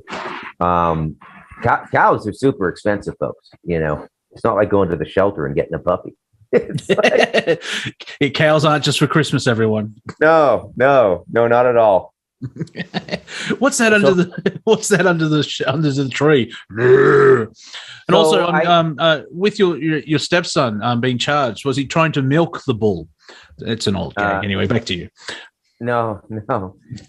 It's just when you get in around the females, if the bull doesn't know you, it'll be very defensive. How male. Yeah. Hey, man, stay away from my bitches, yo. So you know what else I learned as a result of this event, Monty? Why they call my breed of dog a pit bull. They were bred to deal with bulls when the humans go into the pasture. They distract the bull, okay? They have a genetic alignment. The bull immediately knows a pit bull dog is in the pasture, and they come right away. They don't charge, but they start to walk, and they walk a little bit quicker. And we're dealing with a 1,400 pound animal. When they start to walk a little bit quicker, you notice. And yes, you start to look for the thickness of trees to get behind and stuff like that, right? Yeah. But that is by and large going to be a dairy operation. I'm buying the cattle for milk, cheese, and cream and things like this. So I want to start doing. You don't have any goats or you do have pigs though. So you've got cattle and just pigs. What other? I know you've got and chickens as well. You have a small army of kittens, so you can rise up and take down the leader. Yeah. I have 6 cats now, 3 kittens and 3 adult females. Males don't do well here. So we're going to finish this show talking about natural living, a chapter in the Galactic Story in the World according to Andrew Bartzis, because I mean, I'm getting an A+ in that chapter, I'll tell you right now, Monty. We do have a couple of people who want to do some swearing revocations as well. I saw that. Lisa B. So we'll that's why I asked in the break if we're gonna bring them in. I'd love to hear that. So are you telling me to speed up my story, Monty? My fireside chat? No, I'm not telling you to speed up. It's a bona fide fireside chat, Monty. Here's the candle. Yeah, no, I'm not saying to speed up the story. I'm just telling you to start it. Well, Monty, I know you're a writer. It's like you've given all this background. How about So one of the things. Try this. We've got a pig, right? Yeah. So another thing I do is I keep pigs. Now, I have become known now. Before I came here, I never harvested an animal. One of my nicknames up here now is the Matador, which means the killer, because I'm an extremely efficient animal killer. Because I do a little ritual before the kill. There's only one other person on the mountain I will kill an animal with, and it's my Nicaraguan neighbor Esteban, because he has a reciprocal respect for the event, and it's a very sacramental moment to take the life of a large mammal. This is not an easy thing to do. So now, just interrupt for a second. You're also doing it for food as well, so it's like, you know, you're thanking the animal, all that aspect. It's just not like we just go around killing pets because we're bored. It's not that serial killer level. It's like there is a purpose for it as well. That's why there is a respect level there. Yeah, there is not a part of the pig that is wasted. We have certain neighbors that hey, you got a picture, there is the pig kill. That's my son with the porn mustache there. I don't know why he drew that. That's my brother-in-law Gerardo in the cut-off orange T-shirt, who's leaving the mountain, and that is a 600-pound sow. Now she's been cleaned, right? So all the hair is off the skin, and the pig. This is about 2 hours into the process after the pig's been killed. Okay, so there's the pig kill. So this was my 9th pig. And my nickname is the Matador, but this was the worst kill ever. Now, here's the thing. We let this pig get too big. It was our breeding pig, okay? So you've got to kill a pig around 220 pounds, 100 kilograms. Otherwise, it's too hard to kill. The bone structure of the head gets too big. It's incredibly difficult to kill. So we knew this was going to be a tough kill. So my stepson brought up a 9mm pistol, because we only had 20, pretty much the standard gun for people living in a rainforest is a 22. That may not sound like a high caliber, but the Quebecar natives can hunt a jaguar with a 22. So they're very efficient with their arms here. So a 9mm gun was brought up. It was a Russian make, I forget what it was. And we decided that we were going to begin with, 3 or 4 bullets or an entire clip. And it goes in behind the ear, because if you try to shoot a pig right here, the bullet will bounce right off its skull. A pig that size, 600 pounds, right? So what happens is we have to go get the pig in the pig pen, and we have to walk at about 700 meters up a rainforest path, right? Right? Dead pig walking. Dead pig walking. Exactly. We named him Sean Penn. And was no problem to get the pig up, actually. We had a bowl of pig cereal. Their favorite, the food we use to fatten them up. So she walked up fairly easily. Now, why did we decide to harvest her? Well, she had a litter about 7 months ago, and she had a huge litter of 12 piglets.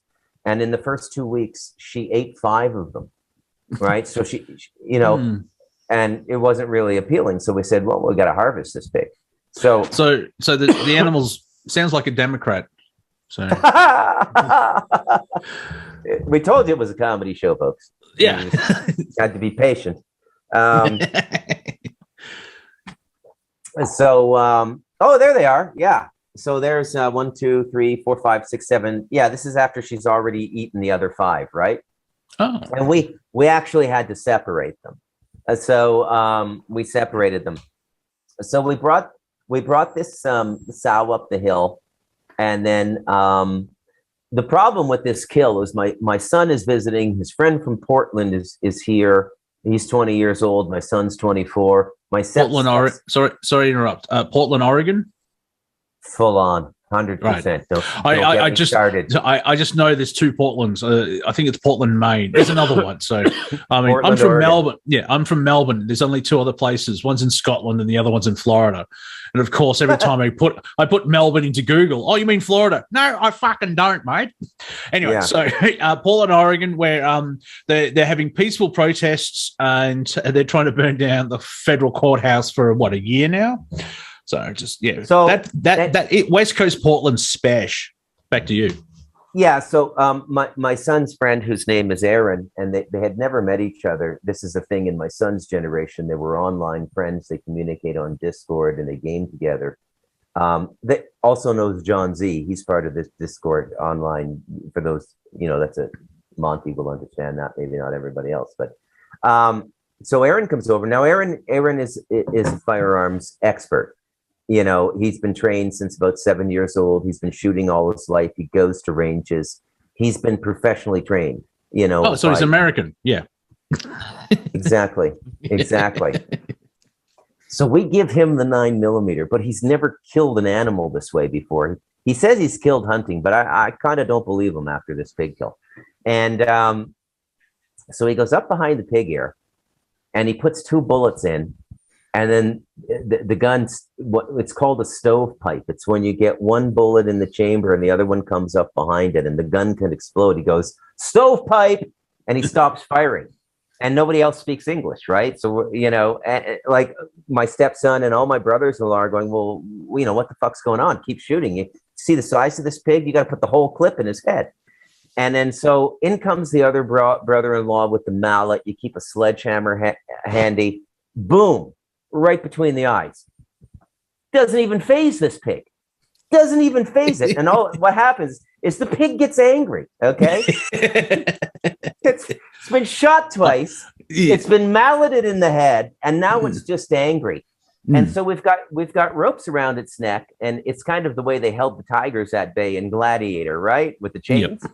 Yeah, but this is a 600-pound animal, and I got brothers-in-law running into the jungle, and then I got my son's American friend Aaron screaming because people are trying to take the gun from his hand. It's not his gun; it's my stepson's gun, and it was a Russian 9mm, so it jammed. There, if you have any, you know, so it's not a Kalashnikov. Yeah, no.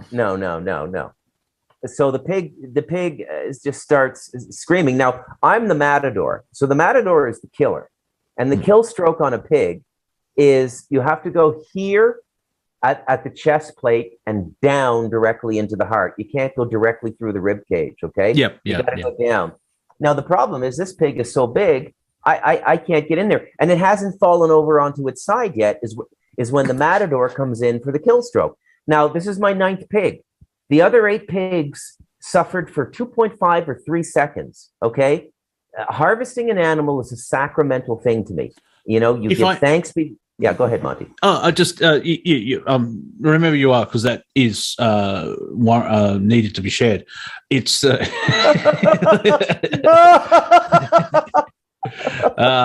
internal jokes. Just going with. I'm wondering because you have tasted some of this pig, because if you go with the baby raping lizard wizard cockheads, they like the fear because the fear and the adrenals and everything else like taints the actual meat and stuff like that. And that's the other reason. Like normal people that are part of the food chain, not this spiritual scumbuggery fucktard shit, you probably want the quickest less pain involved. It's the humane way of killing an animal. It's like, well, you could argue not killing it is the humane way of life, but my point being is you do it as quickly as possible so the meat isn't tainted with all that negativity and the adrenal and shitting itself and everything else like that. Ideally, the pig is never really going to come to full consciousness that it's being killed or it's been killed. And I was a master at this, okay? I use a beautiful 11-inch blade. You can look it up. It's called a Buck Hoodlum. The Buck Knife Company, and the Hoodlum is their flagship survival knife. It's about, the blade alone is about 11 inches. I keep my knives razor sharp. I have a grinding wheel. I have sharpening stones. I'm a bit of a knife enthusiast. And my first, the name of the matador, I would get invited to other farms to kill pigs. I got so good at this, right? So this thing goes completely sideways. And people are trying to grab the gun out of Aaron's hand, and he's going screaming in this Portland progressive thing, you know, don't let them shoot, because if they hit the skull, the bullet could ricochet and kill one of us. And I got my stepson, my brothers-in-law, they're just, you know, lunging for the gun to just start, you know, putting bullets into it. So the pig starts moving all over the place. The guys holding the ropes on both sides of it are being swung around like rag dolls, and the pig is just sort of gushing blood, and it's got to be put out of its misery really quick. Okay. Yes. It's a very bad thing. You can tell a lot about a person's character when you harvest an animal with them. And most people do not want any suffering. Where I live, if you giggle or find it funny when when an animal is being harvested, you'll get your nose broken, right? Mhm. People are not amused by that at all. There's a general sense of sacrament for the sacrifice being made. Anyways, the whole fiasco went on for about 3 minutes. It was about eight mallets to the head, and another 6 bullets, a total of 8 9 millimeter bullets in the head. And then finally it fell over onto its side. Well, a boat line is a cow, but close. Yeah, I get it. Oh, any farm animal, really.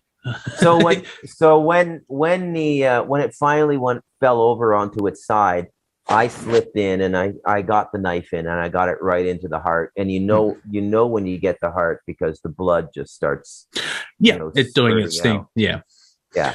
That was my pig kill. And this was supposed to be a bonding event between my biological son and my stepson. Certainly was. Yeah. The whole thing just went sideways. And the moral of the story is, folks, there's a reason pigs are harvested at 100 kilograms. Even in the factory farming in the United States, the harvest weight is 100 kilograms. Do not let a pig get to 270 kilograms before you kill it. It's because they're too hard to kill. Yeah, especially live in an apartment. Just putting it out there. Just yeah. But there's an element of well, now you can say what made you go back to being a vegan. Well, I tried to kill this pig, right? It's well, when you harvest your own meat, there's a much greater, like, how people say grace before they eat. Christians say grace. Well, that's just natural if you're harvesting your own meat. When a plate's put in front of you, because immediately the memory comes back. I killed this thing yesterday, and you put your head down for a second. You go, "Chiefs, man, thank you," and it's just it's all natural. There's no artifice to it, right? Yeah, I remember. I think Andrew mentioned it. It's I'm just going to use the 12,000 years ago, during the Ice Age. I think there was a soul contract between animals and humans, so humans could survive. That's where the meat eating aspect. I mean, it could be going back even later, but thank you for your service. Yeah, pig Remembrance Day for pigs, for swine. It kind of makes sense, but also I think there's an element of I think I could be wrong, is that the animals actually have the experience of your experience energetically if they're killed, and then they're used for nourishment. And so there is by having that sacred connection, by making a ceremony and giving thanks, even on a base level, that's where the idea from grace would come from. You're thinking God. It's very Fisher Price, but you are thanking the animal, which is still technically part of Prime Creator, and it's it's just funny when you get the political wing of veganism. You should stop traumatically animals. It's like, well, tell the rest of the animals to stop killing each other as well. It's like, but as you said, it comes down to some people can survive being a vegetarian or a vegan. Other people have the carnivore diet, and they're extremely happy with that. It comes down to whatever experience is. And so, if it is the final year of this college and everyone's trying to get those final courses, the summer courses that they need to graduate, everyone's probably just ticking off boxes of like, okay, did that. Yeah. So people might wonder why, if I was able to live pretty much 99% a vegan, 100% a vegetarian for a full decade, why would I leave that? Well, I'll tell you why. Because the philosophy I live by on this mountain is autonomy, and I want to go to the grocery store as little as possible. And when I was a vegan in Toronto, it was I lived by a grocery store that because of the neighborhood I lived in West Toronto, had an entire aisle of South Asian food, all the best Indian lentils, chori, and the things that are very hard to find, and all the good curries and all the good spices that make vegetarian food really, really good. And you just can't find that stuff over here. So vegetarian over here is rice, beans, and 2 fried eggs 3 times a day, right? And mixing it in with a little fruit. And you need to be a little bit hardier up here. So I felt that I did need meat back in my diet. You do get a little bit more strength from meat. And so I brought it back into my diet, but I don't eat it excessively. I might have meat maybe 3 or 4 times a month. Now this pig, and what do we do after we harvest? Well, I sell half of it. Okay. So that's about 200 pounds of meat I have to sell. And then I give 200 pounds away. I give meat to the natives. I give meat to my wife's church friends. I give meat to everybody in my family. I give meat to anybody who's done me a favor in the last 3 or 4 months, and the rest I sell. We have a big freezer, and everybody knows there's pork there, and we sell our pork for about any part of the pig for $5 a kilogram. And the poorest families, and we have some unbelievably poor families up here, by Western standards, by overall life quality, I find them to be quite wealthy, actually. They're usually Nicaraguan. And what do I mean by poor?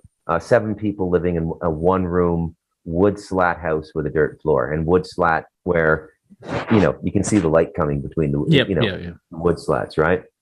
And they usually come over and they help with the harvest. And they usually take the head, the hooves, and all the stuff and stuff like that. So, it's pretty good eating after a harvest. There's this part of the pig my wife cuts that we usually make bacon out of here in North America and Australia. But over here, they just cut it as thick as steak. And we have this dinner, I call it a bacon steak. It's about, 8 ounces of bacon. Bacon steak. So there's well, yeah, you listen to the body. So, I mean, probably a choice, and it makes sense because, as Sean said in the chat, it's wild how things change when you change your surroundings. Well, yeah. But I think what you're sort of alluding at is it's fascinating how the human can adapt. So Jimmy the kid asked if was it hard the first time. First animal I ever killed was a pig, actually. I did not start with chickens. My wife kills all the chickens. Generally, the men will kill the larger mammals, and the larger mammals up here are goats, sheep, and pigs. And then cows you send off the mountain. We don't kill them here. There's a whole special process they have to go through. It was incredibly hard, Jimmy. I cried. I was very confused for a day or two. It was a very shocking thing. There was a lot of cognitive dissonance. I was standing there wide-eyed. My knife was just dripping blood, and I just coming to the realization I just took the life of a 240-pound mammal.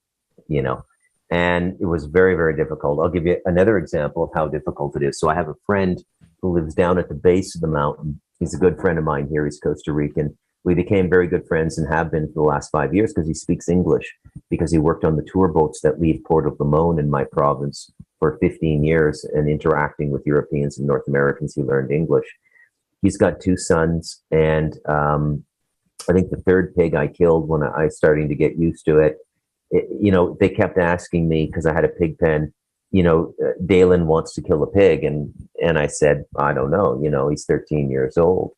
And they kept asking and kept asking and kept asking. So around the 5th pig, I said, okay, Dalen can kill this one. I used my normal guy I kill with, who does the stun with the sledgehammer. And we put a little pile of apples in front of the pig, give him a little treat to eat. It really is like death row in a prison, last meal and everything, right? So Dalen is standing beside me. He's 13 years old. And I hand him the kill knife, the buck hoodlum. And his whole body started to tremble, and he started to cry uncontrollably. And I just put my hand on his shoulders, and I looked him in the eyes, and I said, this is not a small thing. Don't feel there's anything wrong with you not being able to do this now. You might want to wait till you're 18 or 19, or maybe some people never want to do it, and there's nothing wrong with that. And, it was a very intense bonding experience for myself and my friend's son. Yeah. Yeah. So I think it'll be time to hear some people swearing. I think because we've been going for 2 hours. So I think just say some naughty words and then we'll end the show on the naughty words. So let's see who wants to get their swear on. Let's go, ladies. First, Lisa, you're getting a signal to unmute. Oh, it's Lisa. Is this the one from Not France? Please don't speak. Hello. Hello. Not France. Excellent. Are you enjoying the Sean show? would go first, though. What are you calling Sean a girl? No, he was the one who brought it up. But enjoying the show. I guess the killing of the pigs wasn't so much comedy, but that was interesting. This is true. For sure. It's not funny, but yeah, it can be funny. I mean, Bruce did tell me the story originally, and I did have the joke of, it sounds like Hillary Clinton's spirit animal, just, being hit in the head 8 times and being shot. And if you've seen the Jim Carrey movie, Me, Myself, and Irene, there's a scene in that where it's like he keeps shooting this cow to put it out of its misery because I think it gets hit by a car. And it's like he puts a whole clip into it eventually. It's like, oh, good, it's done. And then the cow moves again, and then he hits it with a rock and then drives off. And then as a great callback joke, I think it's about 20 minutes, half an hour later, he shot at a cow 8 times. It's lucky to be alive. And it still didn't die. So, yeah, I'm not surprised. So you've actually put together a swearing revocation. Well, yeah. Just before you guys went off the air a few months ago, it was a challenge, and I don't know which one it's supposed to be. I ended up doing the address to the ancestors. Basically, it's a revocation, and you swear a lot, so it doesn't really. It doesn't matter who, what, and where. It's just it's another way of doing it where I think it's Andrew's way.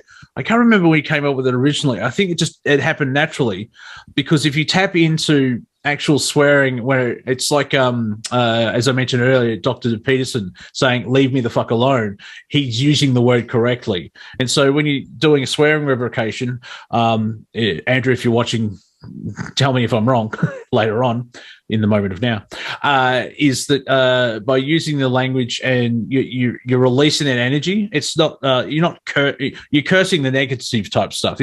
Bruce, how would you? Yeah, because you've done a book with Andrew, you would know a bit better what's going on. But it's my understanding is by allowing that energy to be released. Because there's that freedom of like, you can't say naughty words. It's like, well, you can, and the energy and the true passion comes out. You don't live your life that way, but you can actually focus the energy towards something. And I think it's, in a way, sending back the energy that's been fostered upon you. What do you think, Bruce? Yeah. And really, I think it's about consolidating your I am sovereignty and incarnation, right? Because, I mean, we're all sovereign compromised through the contracts that begin with the birth certificate onwards, plus the epigenetic stuff, the karma we're carrying in. And, I had never heard of revocations before. And I've looked at every spiritual path on the planet before I met Andrew. I do them all the time now. I mix them into my meditations. They're absolutely fantastic. Yeah. Yeah, it's spiritual loring. It's like, so you have to do this. Fuck off, no. Stick your soul contract up your ass. It's basically a pathway to freedom, and it's fun doing the swearing. Basically, you'll find out as you go through because you've seen other people do it, and if you hear us laughing, we're not laughing at you, we're laughing with you, because it's you don't have this type of language, and in this moment, because it's spirituality, you have to put on a sheet and live in a cave and think everything's nice and light and fluffy, and there's only happiness, and saying doo-doo is wrong. Fuck that. Fucking express yourself. Let's go. Well, I have no problem swearing. It's I have a potty mouth left and right, and no tact at all. But when I have to, I do. But no, I appreciate this because it is definitely for the purpose of the release, and I did write it a while ago. And I'm going to turn the video off though, because I'm on a phone and I can't hold it and do this at the same time. Yeah, fair enough. Okay. So we're going to take that off. All right. So this is a swear and revocation addressed to the ancestors. And so Fucking it begins. Shut the fuck up, Monty. Okay. And so it begins. This address is to our ancestors, past, present, and future. This address is a multidimensional, multi-galaxy, multiverse address to all the factions that have taken it upon themselves to drive forward our hologram of a shared shitstorm, a shat show of charlatans who are projecting an unsovereign reality. To all those self-supposed appointed Looney Tunes leaders of this generation, of the great Dreamtime awakening, and to all flatulent factions who propel their foul ways by operating in Earth dream space that manipulate and pervert the natural co-creative path of our species and planet, I say unto you the following. We reject the anally retentive aberration known as global media machine, which spooges and spews out lies and fabrications so your masturbating, repressed, influenced belief system can retain power from your pee-pee holes of all those who are still unaware of their true human potential in this reality, now shared between those awake and awakening. We reject the cunts who constant assaults of a poopy propaganda impregnated with the highest dense energy levels upon our precious souls. We reject your system of dog-eat-dog domination and incessant control. We spit out your suffering succotash, your sodium fluoride and your GMO corn. We discard your IDs and your putrid pussy passport systems. We delete your fiat currency made of monopoly money and your false debt created. We reject your stupid head notion of your fucking false science of global warming. We reject your premature false equation of gravity and reality function. We reject your titty-twisted sense of a phallic culture that says we are a male-dominated society. We reject you, your idioms, idealisms, idiocies, incantations, and all-out insanity, that which you stand for. We know love. Love is what it is. It is the experience, and in this particular reality, love is the foundational rule that they try to change. Love is the mother and father. Love is earth. Love is Gaia. Love is the wind, the ocean, the rain, the moving of seasons, and the passing of the stars. All of that is an expression of love. When we choose to live in this world in full love expression, domination and control is not a place here. We are unlimited being. We do not have to go to war. We do not have to defend. We have to learn our true lineage. We have to look at ourselves and our DNA and take apart the sacred geometry systems and return them to zero balance.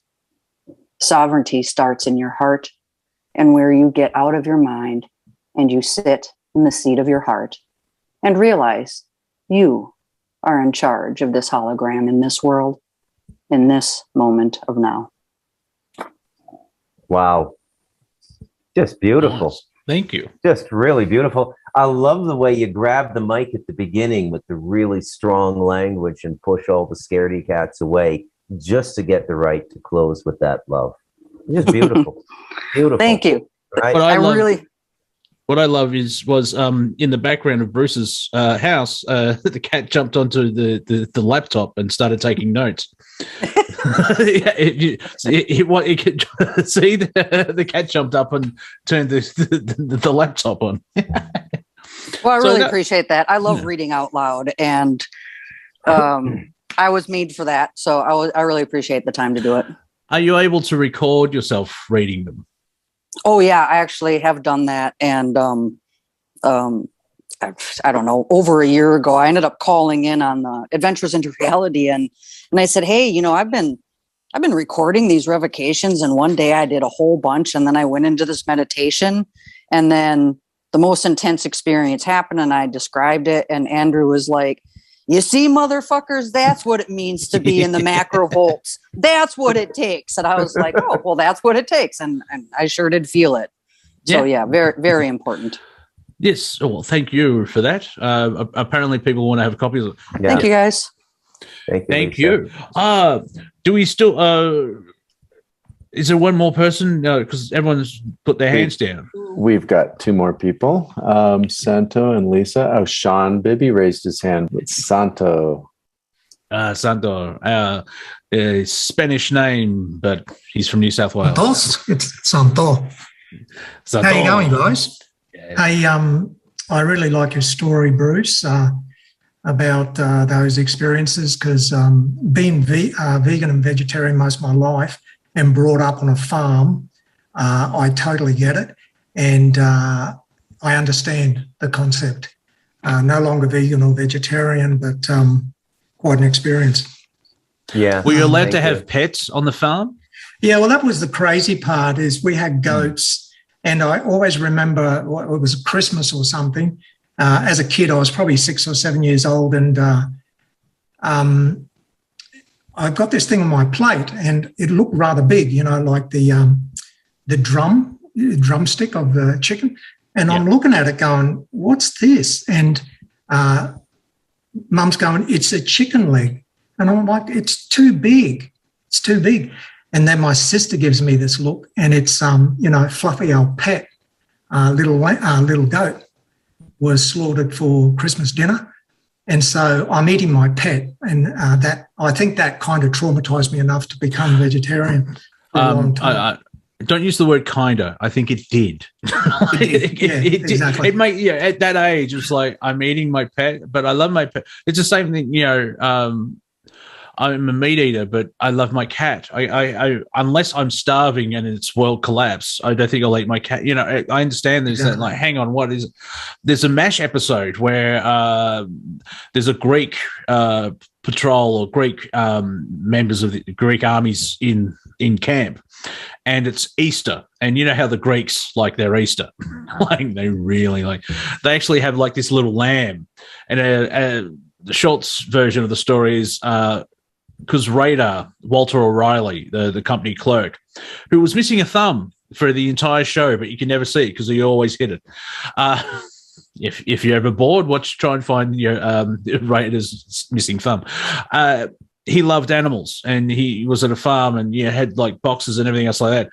In the end, he saves the lamb, but to actually cover the fact, they make a lamb out of Spam. And so they take off the there it is, that's the lamb there. And so it's a Spam lamb for the Greeks, but they're already into the ouzo and they find it funny. But I don't know why it's such an being an animal lover, it is kind of hard to eat meat, but as Bruce, you listen to your body. That's what I was going to say earlier as well. You listen, if your body says steak, you eat steak on that day. Not every day for the next 8 months, because that's going to be very bad for you. But there are, depending on your makeup, because you're all unique, the body, I mean, I've tried not to eat meat and the body screams like, what are you, fucking nuts? And there's other people that, there we go. See, that's the Spam lamb. The lamb of Spam. Oh, so cute. Why am I telling you that? Well, it does, I think we can all relate to all of those stories. And the pig story, Bruce, we had pigs, and we do the once a year, being good Sicilians, we'd make all the salamis and all that. And you're right, it was just unbelievably traumatic watching them trying to get this big pig. But what fascinates me now was, even though it was so traumatic, there was these good memories. And now I've worked it out, because when they'd make the sausages, they'd have all these beautiful herbs and cracked pepper, and the smell was unbelievable. So even though it was this raw meat, which I found kind of repugnant, the aroma of all those herbs and pepper and all that, it was just toxic, really nice smell. So, ended up being schizophrenic. It's a wonderful family and community event too, harvesting a large mammal, and the sharing of the meat is incredibly beautiful too. You know, and you know, when we harvest a pig here, we get together in groups. This was the biggest group. There was about 20 of us, and usually it's about 8 or 12 people. And you spend like 6 hours together cleaning the animal and then making your cuts of meat and wrapping them, and then everybody is socializing, and you kind of disperse the whole event through the group, you know, and there's this consciousness in human beings that, you know, whether it's spoken or not, like this is a serious thing, you know, this is a serious thing. You're taking a life, even though it's, you know, it's not a human being, but you're taking a life. I find my son and his friend from Portland found the community aspect of it really, really touching, like really, really touching. And that was really something, you know. So thank you for saying, Santo. Yeah. Well, you can see where it's a positive sacrifice, if I can say it that way. Like instead of sacrificing, you know, blood ritual and dark magic and everything else like that, which is usually about power and everything else. Well, the difference is, Monty, you know, from reading The Light of Darkness, right? The whole point of sacrifice and magic is that the meat is not consumed, and that you defile the whole process. Well, that's what I was getting at, where it's a positive sacrifice for the animal. Anyway, we're are we going to go for 3 hours? I don't know. Santo, do you feel like having I was going to say, do you feel like swearing or just talking a normal? I'll go for it. Or like a normal Australian that you fucking I'll try. Have a fucking go, mate. Have a fucking. Okay. Just enjoy it. Righto. I'll just give a little bit of background to how this revocation came about. Being Sicilian, as a child, Dad had a way of very clearly giving a signal of the line in the sand. And I knew when he said a particular expression, I knew that was it. And if I crossed it, I'd get a good belting. And this expression had a particular hand gesture, and I can't do that, but you'll get the idea. I'll say it in Sicilian first. So I'm doing something. Dad's raised the flag. He says, "Non mi fare ungari," and I go, "Well, what does that mean?" Simple translation: "Don't make my balls swell." And this was something I got used to. And he'd say, "Mi stare fanno ungari." You're making my balls swell. And I knew that was serious. It's very serious. Back off. Go back to your room. Don't even try. So my testicles are getting bigger. Yes. Yeah, exactly. So I had this dream, and Dad was in it, and it kind of all crashed out on me that I realised with all the shenanigans that have been going on during these last couple of years, I was having difficulty defining that line in the sand. So I just grabbed some paper as soon as I woke up, and this is what came out. Ooh, nice. My swearing revocation to the system of domination and control. You make my balls swell with rage each time you engage in your archonic ways. I'm not your slave. I'm not your servant. I'm a truly fucking sovereign person. The founder beings of liquid light, they set us up. They gave us life. But then they upped and fucking left. And that's what started the farming event. You tried to survive with your dimensional drive, but were lured and distracted and destined to die. Your big dick attacks on the galaxy's tracks did nothing but show how low you would go. Your greed and corruption was played with such lust, but soon you'll be nothing but cosmic space dust. Our infinite energy was their harvest. They called it loosh. They milked and bartered. Our DNA, it wasn't free. It was the best fucking commodity. The crimes on humanity led us to insanity. But there are those who do survive, yet they're struggling to fucking thrive. Was it Trump? Was it Q that gave us the clue that the eugenics agenda would fucking come true? Dystopian dark thoughts soaked through my brain, engineered and planted by the psychopathically insane. who claim that our species can be made immortal by depraved demons that came through a portal. You played the game with diabolical force, but the global narrative, it's run its course. 2014, this was the time for our future to be redefined. This pandemic, it's a scandemic. Our history's a big lie. They set up the game so most people would die. Our free will, our spirits, and our ancestors too will guide us through this very strange period of woo. The zealot roller coaster ride has shit itself and done its time.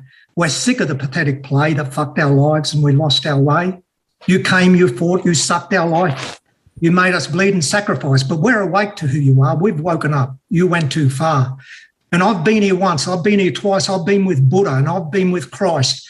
But even though my soul was free, the grid just kept on fucking me. At times I thought I'd comfortably be quite happy in my misery, but you made me look, you made me see it ain't no fucking conspiracy that AI and entities have been screwing up our biology. You broke my spirit, you made me crack. My I am self was out of whack.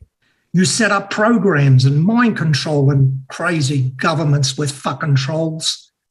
And those new age people, what is it they do? They play with crystals and haven't a clue. They're quite superficial and spiritually vain and usually just in it for material gain. How could I say I didn't see the obstacles in my destiny? I made excuses. I even lied. I even tried to suicide.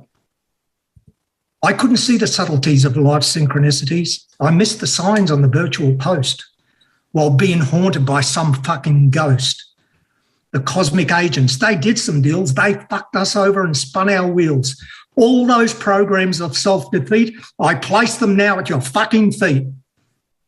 The paradox of duality has confused and stressed most of humanity. They put a stick right up our ass and now it's just a fucking farce. I choose to journey in this life with this skin suit and experiences of pure delight, the sense of having a pleasant poo, the beer, the sex, and the pizza too. And now you know it's fucking clear. You lived your life without that fear. I even found that having a colonic was just like having a motherfucking tonic. The past, the future, it's all a stream. But the present moment is where we dream. I trust my soul. I trust my theme. I look within and I fucking beam. A shit sandwich, it's not for us. The earth has given us so much to trust. She's really conscious and she cares. She's fucking awesome and she shares. It just seems obscene that we can't dream a collective scene for humanity, but now we're in a neutral state. We'll co-create a better place. The sea of consciousness, we can swim. The ocean of awareness, it's all within. Look in, look out, it's we, it's they. It's one big holographic display. But as I look around and think, what is that same old shitty stink? I bow my head and look inside. It was me, wasn't it? The whole fucking time. Fucking beautiful, Santos. It's like Charles Bukowski writing sober, man. That was nice. I'd like to thank Santo for his rendition of Are You Fucking Right? A poem written early in the morning. Yeah, well, that last paragraph's for you, Monty. Yes, I would add at the end, fucking ho. Exactly. Yeah, that was awesome. Thank you. Yeah, and that vomited out one morning after my balls got a little bit swollen. My balls, they swell, and then I think I am rapper. So I write it down. Thank you. That was gorgeous. Yeah. I love the rhyming of it. It works well because you get the flow and nice. We should actually have a beat poetry slam off of swearing revocations or just revocations. Doesn't have to be swearing, but yeah. Did that just float out of you? I tell you what, this period that we've been going through, it really helped me clarify that confusion around where's this line. And I just feel, and I've said it to all my kids, they go, oh, that's good. And I go, well, do it. Find your voice and find your way to know who you are and how you stand solid and know what your line is. Don't cross that line. And I know we've all got different lines, but as long as we are able to know it within ourselves, we can protect what we know truly belongs to us. So it truly helped me and my kids, and that I encourage them to find their voice and to do whatever works for them to help them ground in this crazy time, because it is truly crazy. Yeah, but it only made sense to me what Andrew was trying to express with the write your own and the concept of swearing, because I think that swearing element brings something out of your deep feelings towards this trauma, that once you've got your own words, then that's you. And there's this sense of clearing and clarity that comes with it. Anything else? Oh, yeah. Okay, cool. No. Thank you. Because I think we have one more, don't we, Robert? One more. Oh, yeah, we've got Sean. Sean and Jesse. All right. Well, we're just going to cut to the car park and they're going to wrestle for it. No, I'm being silly. Well, that's what I do. So, Jesse, signal to unmute. There you go. That made me laugh. Lucky, Hello. it's a comedy show. Oh, Sean's upset. He hates us. Well, put some swearing into fuck it. You guys. I'm sorry, Sean. You were actually there before me. And then I put my hand up like a dick. Well, I mean, if you want to, it is your own fault, but really it's Robert's. But so it's your own fault. Anyway, let's get the ball rolling. Saving the best for last. Exactly. No, I missed most of this, which I'm pretty bummed about, because I was in my hyperbaric chamber and I was trying to get that going. And I was reading, I don't know if you guys have ever read Dolores Cannon's books. Yep. But I just finished hers, and man, like the shit that she has that's very similar to what Andrew's saying is kind of eerie, but it's really reassuring and cool. So yeah, it's that love the mystery, don't fear the unknown. And it's good to have hints where even like, the planet's going to split into two frequency wise. Well, mentally and on paper that sounds awesome, but actually experiences like, what the fuck does that mean? Like, what, half the planet disappears? Like all those drone NPC fucktards, like, wow, my kind of a neighbor doesn't exist. Do we have a memory? There's still, you can hint of like, I'm going to have lunch today, but what the hell, you know what I mean? It's like, what experience will that lunch be?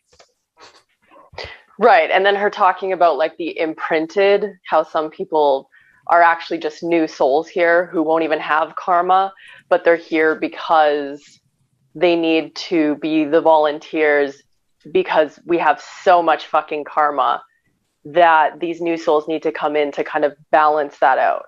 And I think that's pretty cool. Yeah, like a support group. Yeah, it's like it has been put forward. A lot of people may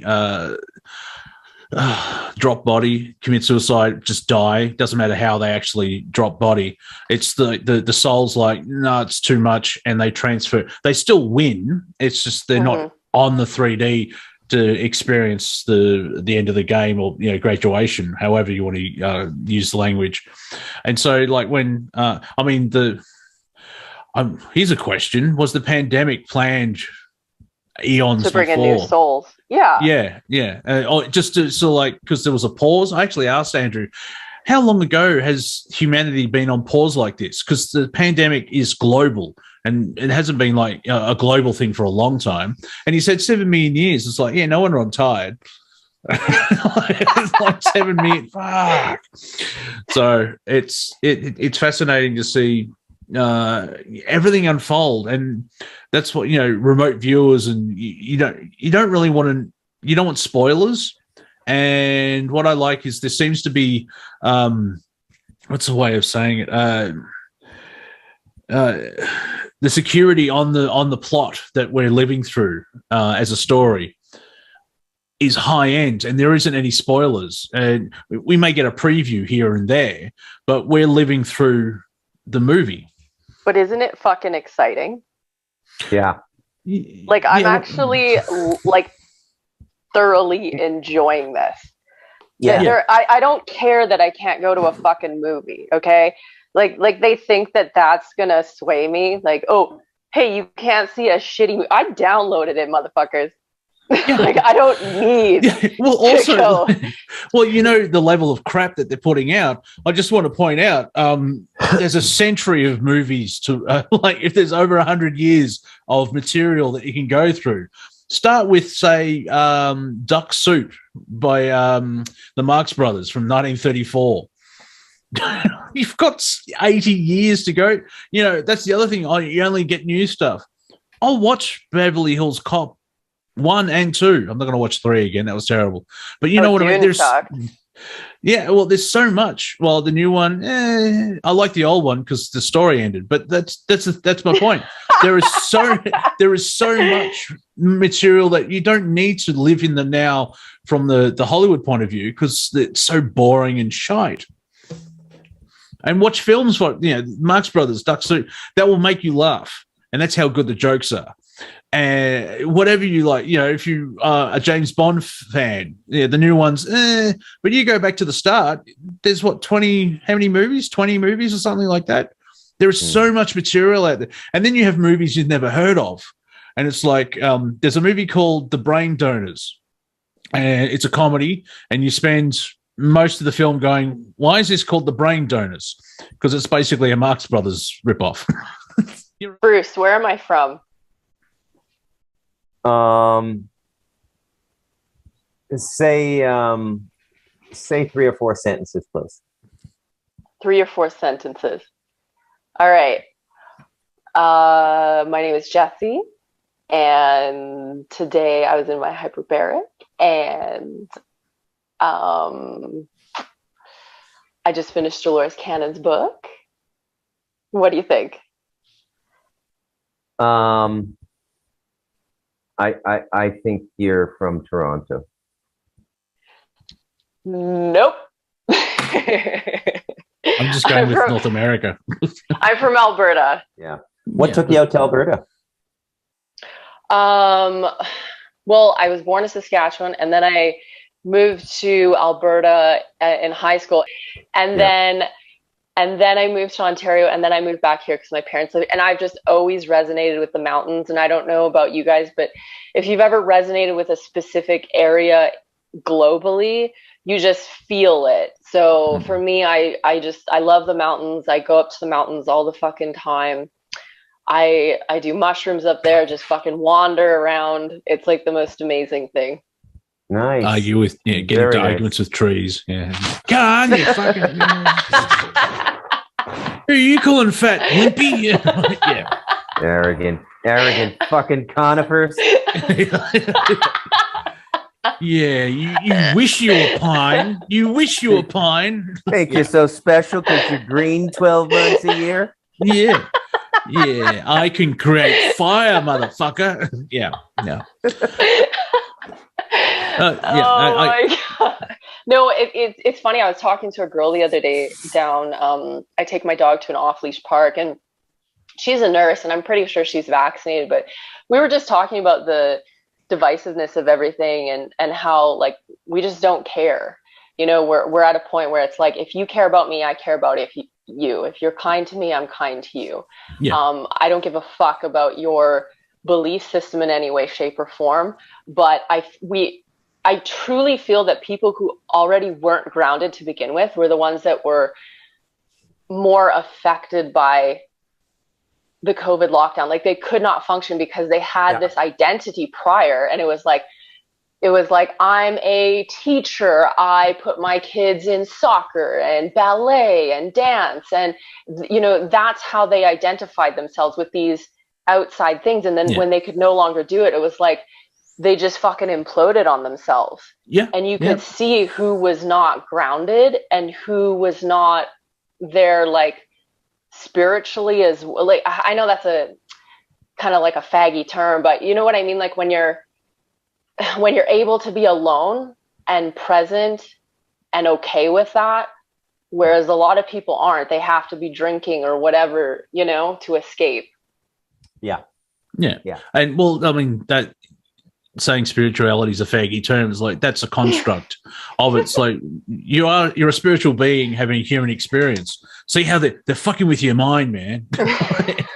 But it is that type of thing. I like recently I keep waking up. Oh, that's right. There's a pandemic, and whatever's happening out there, the global narrative. If you have that breakaway, you go through the tragedy and you come out into comedy because it's just one big joke. Well, what's funny is watching the politicians try to speak on these stadium football games and how they're not masked, and they're trying to say, how come the numbers aren't spiking with these huge numbers?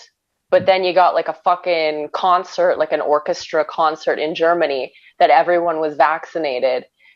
No one was allowed to be in there that was unvaccinated or even had a recent COVID test that was unvaccinated, but they had like 24 cases there. Yeah, I don't think they know anything about anything. No. All right. Well, especially it just doesn't make sense. So anyway, someone asked is Sean still awake? Do you have your swearing revocation prepared? Me? Yeah. I thought I swore enough. No, I don't. Yeah. I do write my own revocations, but well, that was the reason of putting your hand up for a swear. Mind you, now in the long, think, open your mind real wide now. Think big picture. Sean is just really more pissed off now. So when he does his swearing revocation, it's going to hit like the bomb, yo. I hope so. I loved Santos's. That was like I was vibing with the energy, and I was actually feeling that shit. Yeah. So that was pretty fucking cool. Well, yeah. I was just thinking of how can we get Sean on side and help out and realize, no, this is just going to make him more angry. So when he presents, he's going to present like the goat motherfucker. That's greatest of all time. Yeah. I fucking hope so. Yeah, well, if it doesn't work, it's your fault. So it's me, isn't it? Except for this time, it's you. It's definitely you. So, well, thank you for the call. Thank you for being here. And yeah, see you guys. Yeah, take care. Well, hey. Hey. Oh, Sean, is it? 3-hour show, guys. Yeah. Oh, well, according to your clock, yeah. It's really good. It's been a good show. Oh, excellent. Feel like a bit of a swear. I fucking do. Yeah. Step up and represent you. Yeah, but I gotta say, been watching a lot of American movies. Sorry, like I watched all The Wire. If I hear the N word one more time, then I watch Snowfall. I was like, dear God. Anyway, go ahead. Props to Lisa for bringing that in. It was like the gospel. Like the gospel came alive, and Santos was like the holiday spirit came in. Ghosts of presents, yeah. Thanksgiving dinner and swollen balls. It was pretty fucking funny. Well, that's what Andrew's show does. Obviously it's better when Andrew's here. Let's be fair. Mm-hmm. We're doing it. Hey, but no, you guys have been killing it tonight. But thank you. Yeah, it's a bit mind blowing. Yes, but I'm glad I'm doing this now because I would have left before Santos's swear. See, once again, it's funny. Time's an illusion. Lunchtime doubly so.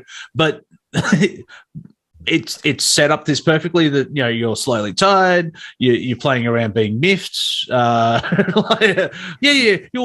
get to your swearing revocation in about 4 months, and when you're ready. Perfect timing to hit the ground. Oh, hello, Grandpa's in the room. Ooh. Elementary, my dear Thank Sean. you, Sean, for being here. Thank you so much for hanging out. Well, you guys ready for SmackDown? Yeah. Sure. All right. Yeah. This is a spiritual chord of whoop ass. I, Sean Robert Bibby, in this mighty monster moment of the now, open up a multi-layered spiritual court of old school whoop ass for the express purpose of, for the train wreck express to be returned to the shit-stained collective of domination and contort. Your contortions and twisted creations have thereby contorted themselves out of my signature frequency. Your bullshit, pig shit, horse shit, three-eyed monster shit ideas serve as the fuel and fire for my self-created gardens of creation. I am not growing nightmares, half-twit, rotten sewage fruits of creation. My soup is not a pot for you to piss in. Go find a new home to be adopted by a new galaxy who will adopt you for who you are. Go find a new soul commerce market with souls who want to experience piss and shit as their signature authentic frequency experience. Really, go out and do that. The insistence that you have to squat inside of my creations are hereby the fuck finished. Get the fuck out. This is my collective dream. This is my interconnected, uninterrupted dream stream of creation. Where do you fit in? Wait, you don't. You don't fit in.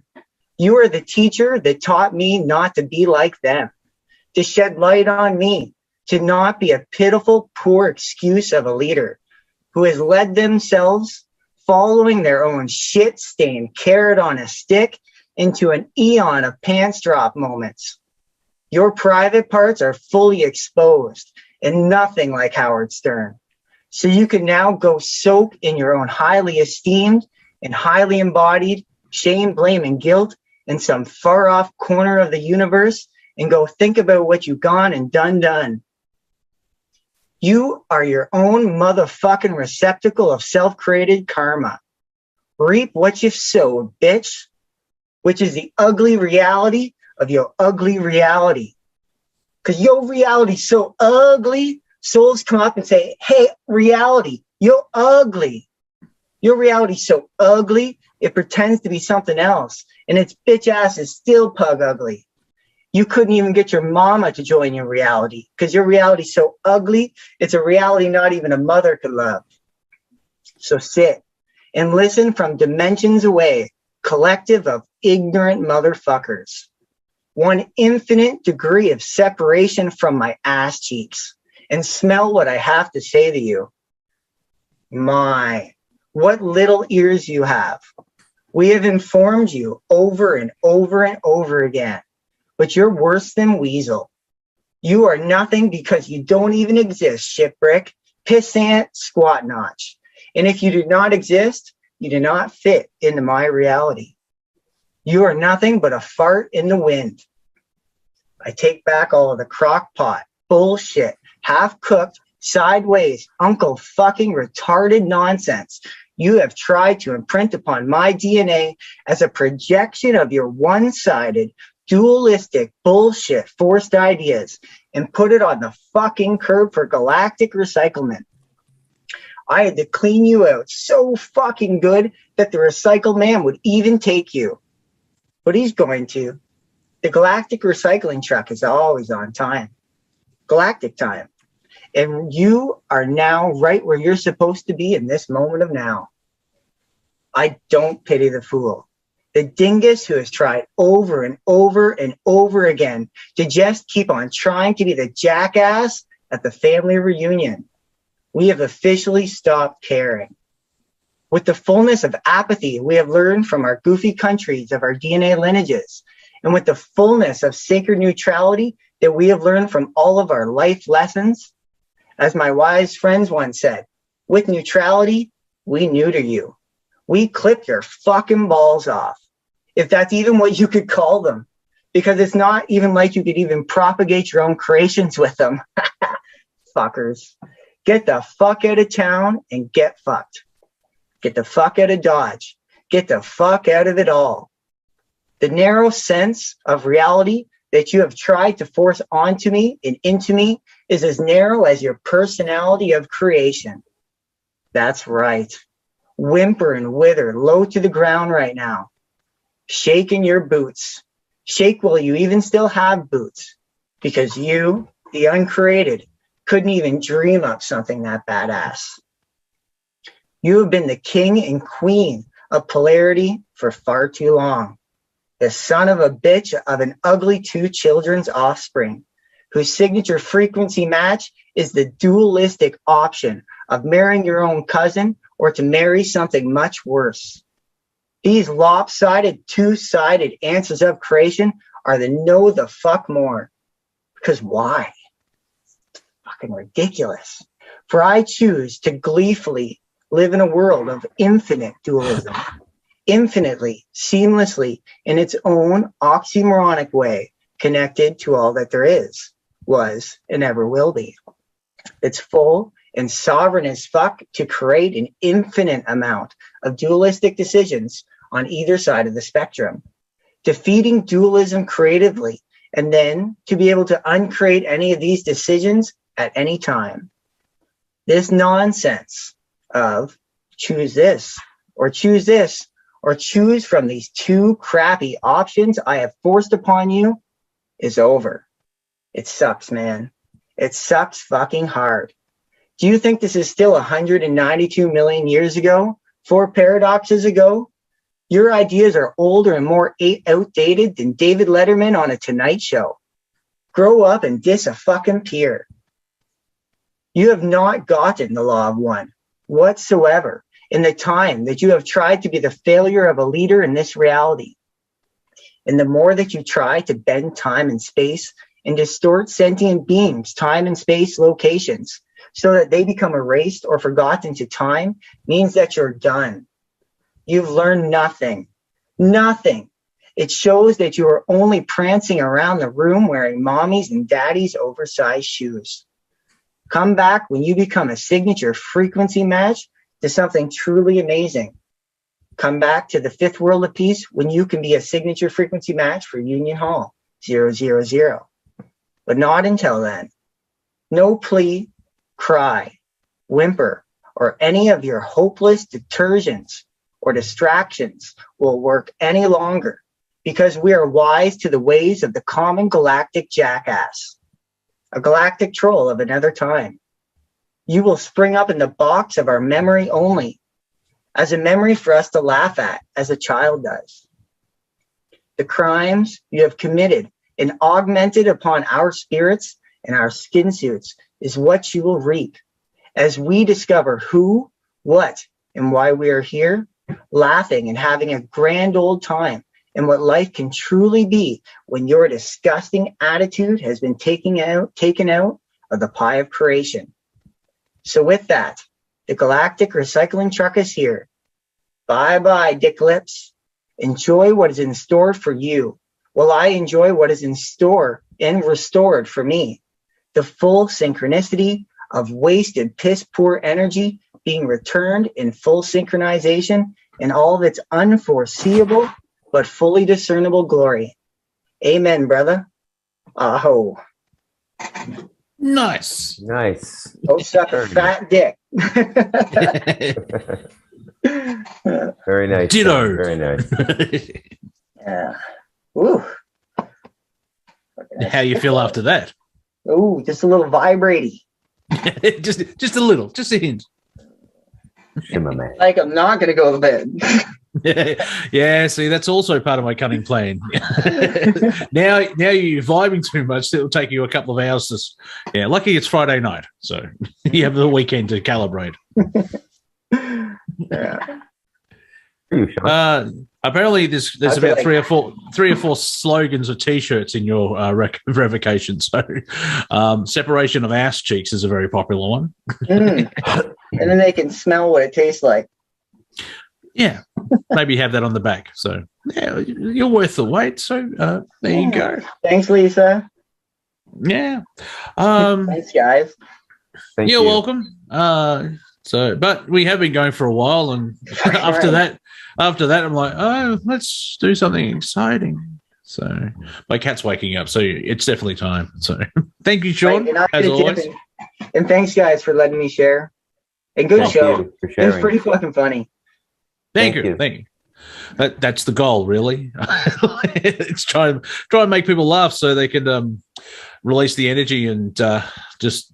I mean, it's getting hard. I mean, try and be parody or satire. Reality is more parody and satire than parody and satire. You can't beat it. Oh, good time. So, yeah, we're back, and Andrew will, when he's finished with his assignment, he'll be back, and so I'll be using the same jokes that I always do about Christmas here in Australia. We celebrate the winter solstice in summer, and we wonder why we're fucked up as a race. So there you go. Thank you for listening and watching and all that, and we'll be back in 2 weeks. And tell your friends, comedy is back. Thank you. Take us away, Robert. Yeah, there you go.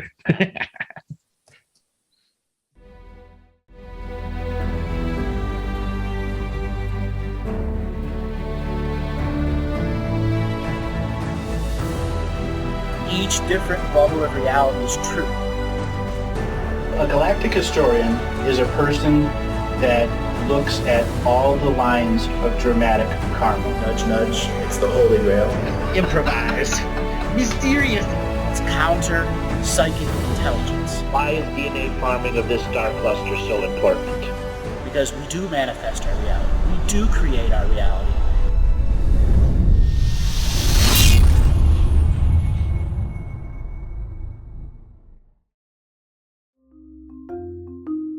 Hello, let's create, let's co-create, and let's change this world with love. No matter if you're from Alpha Centauri or Earth, we all began with the same birthing process.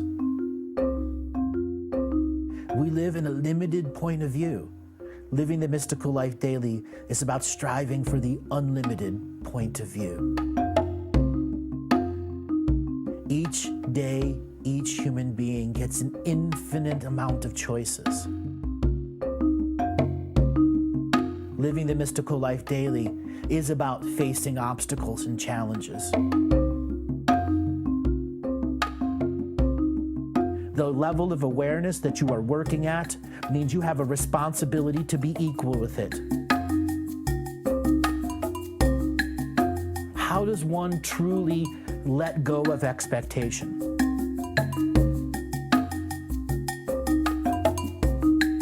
You can make the moment that you wake up to the moment you go to sleep sacred. The keys to success: choice, choice, choice, and choice.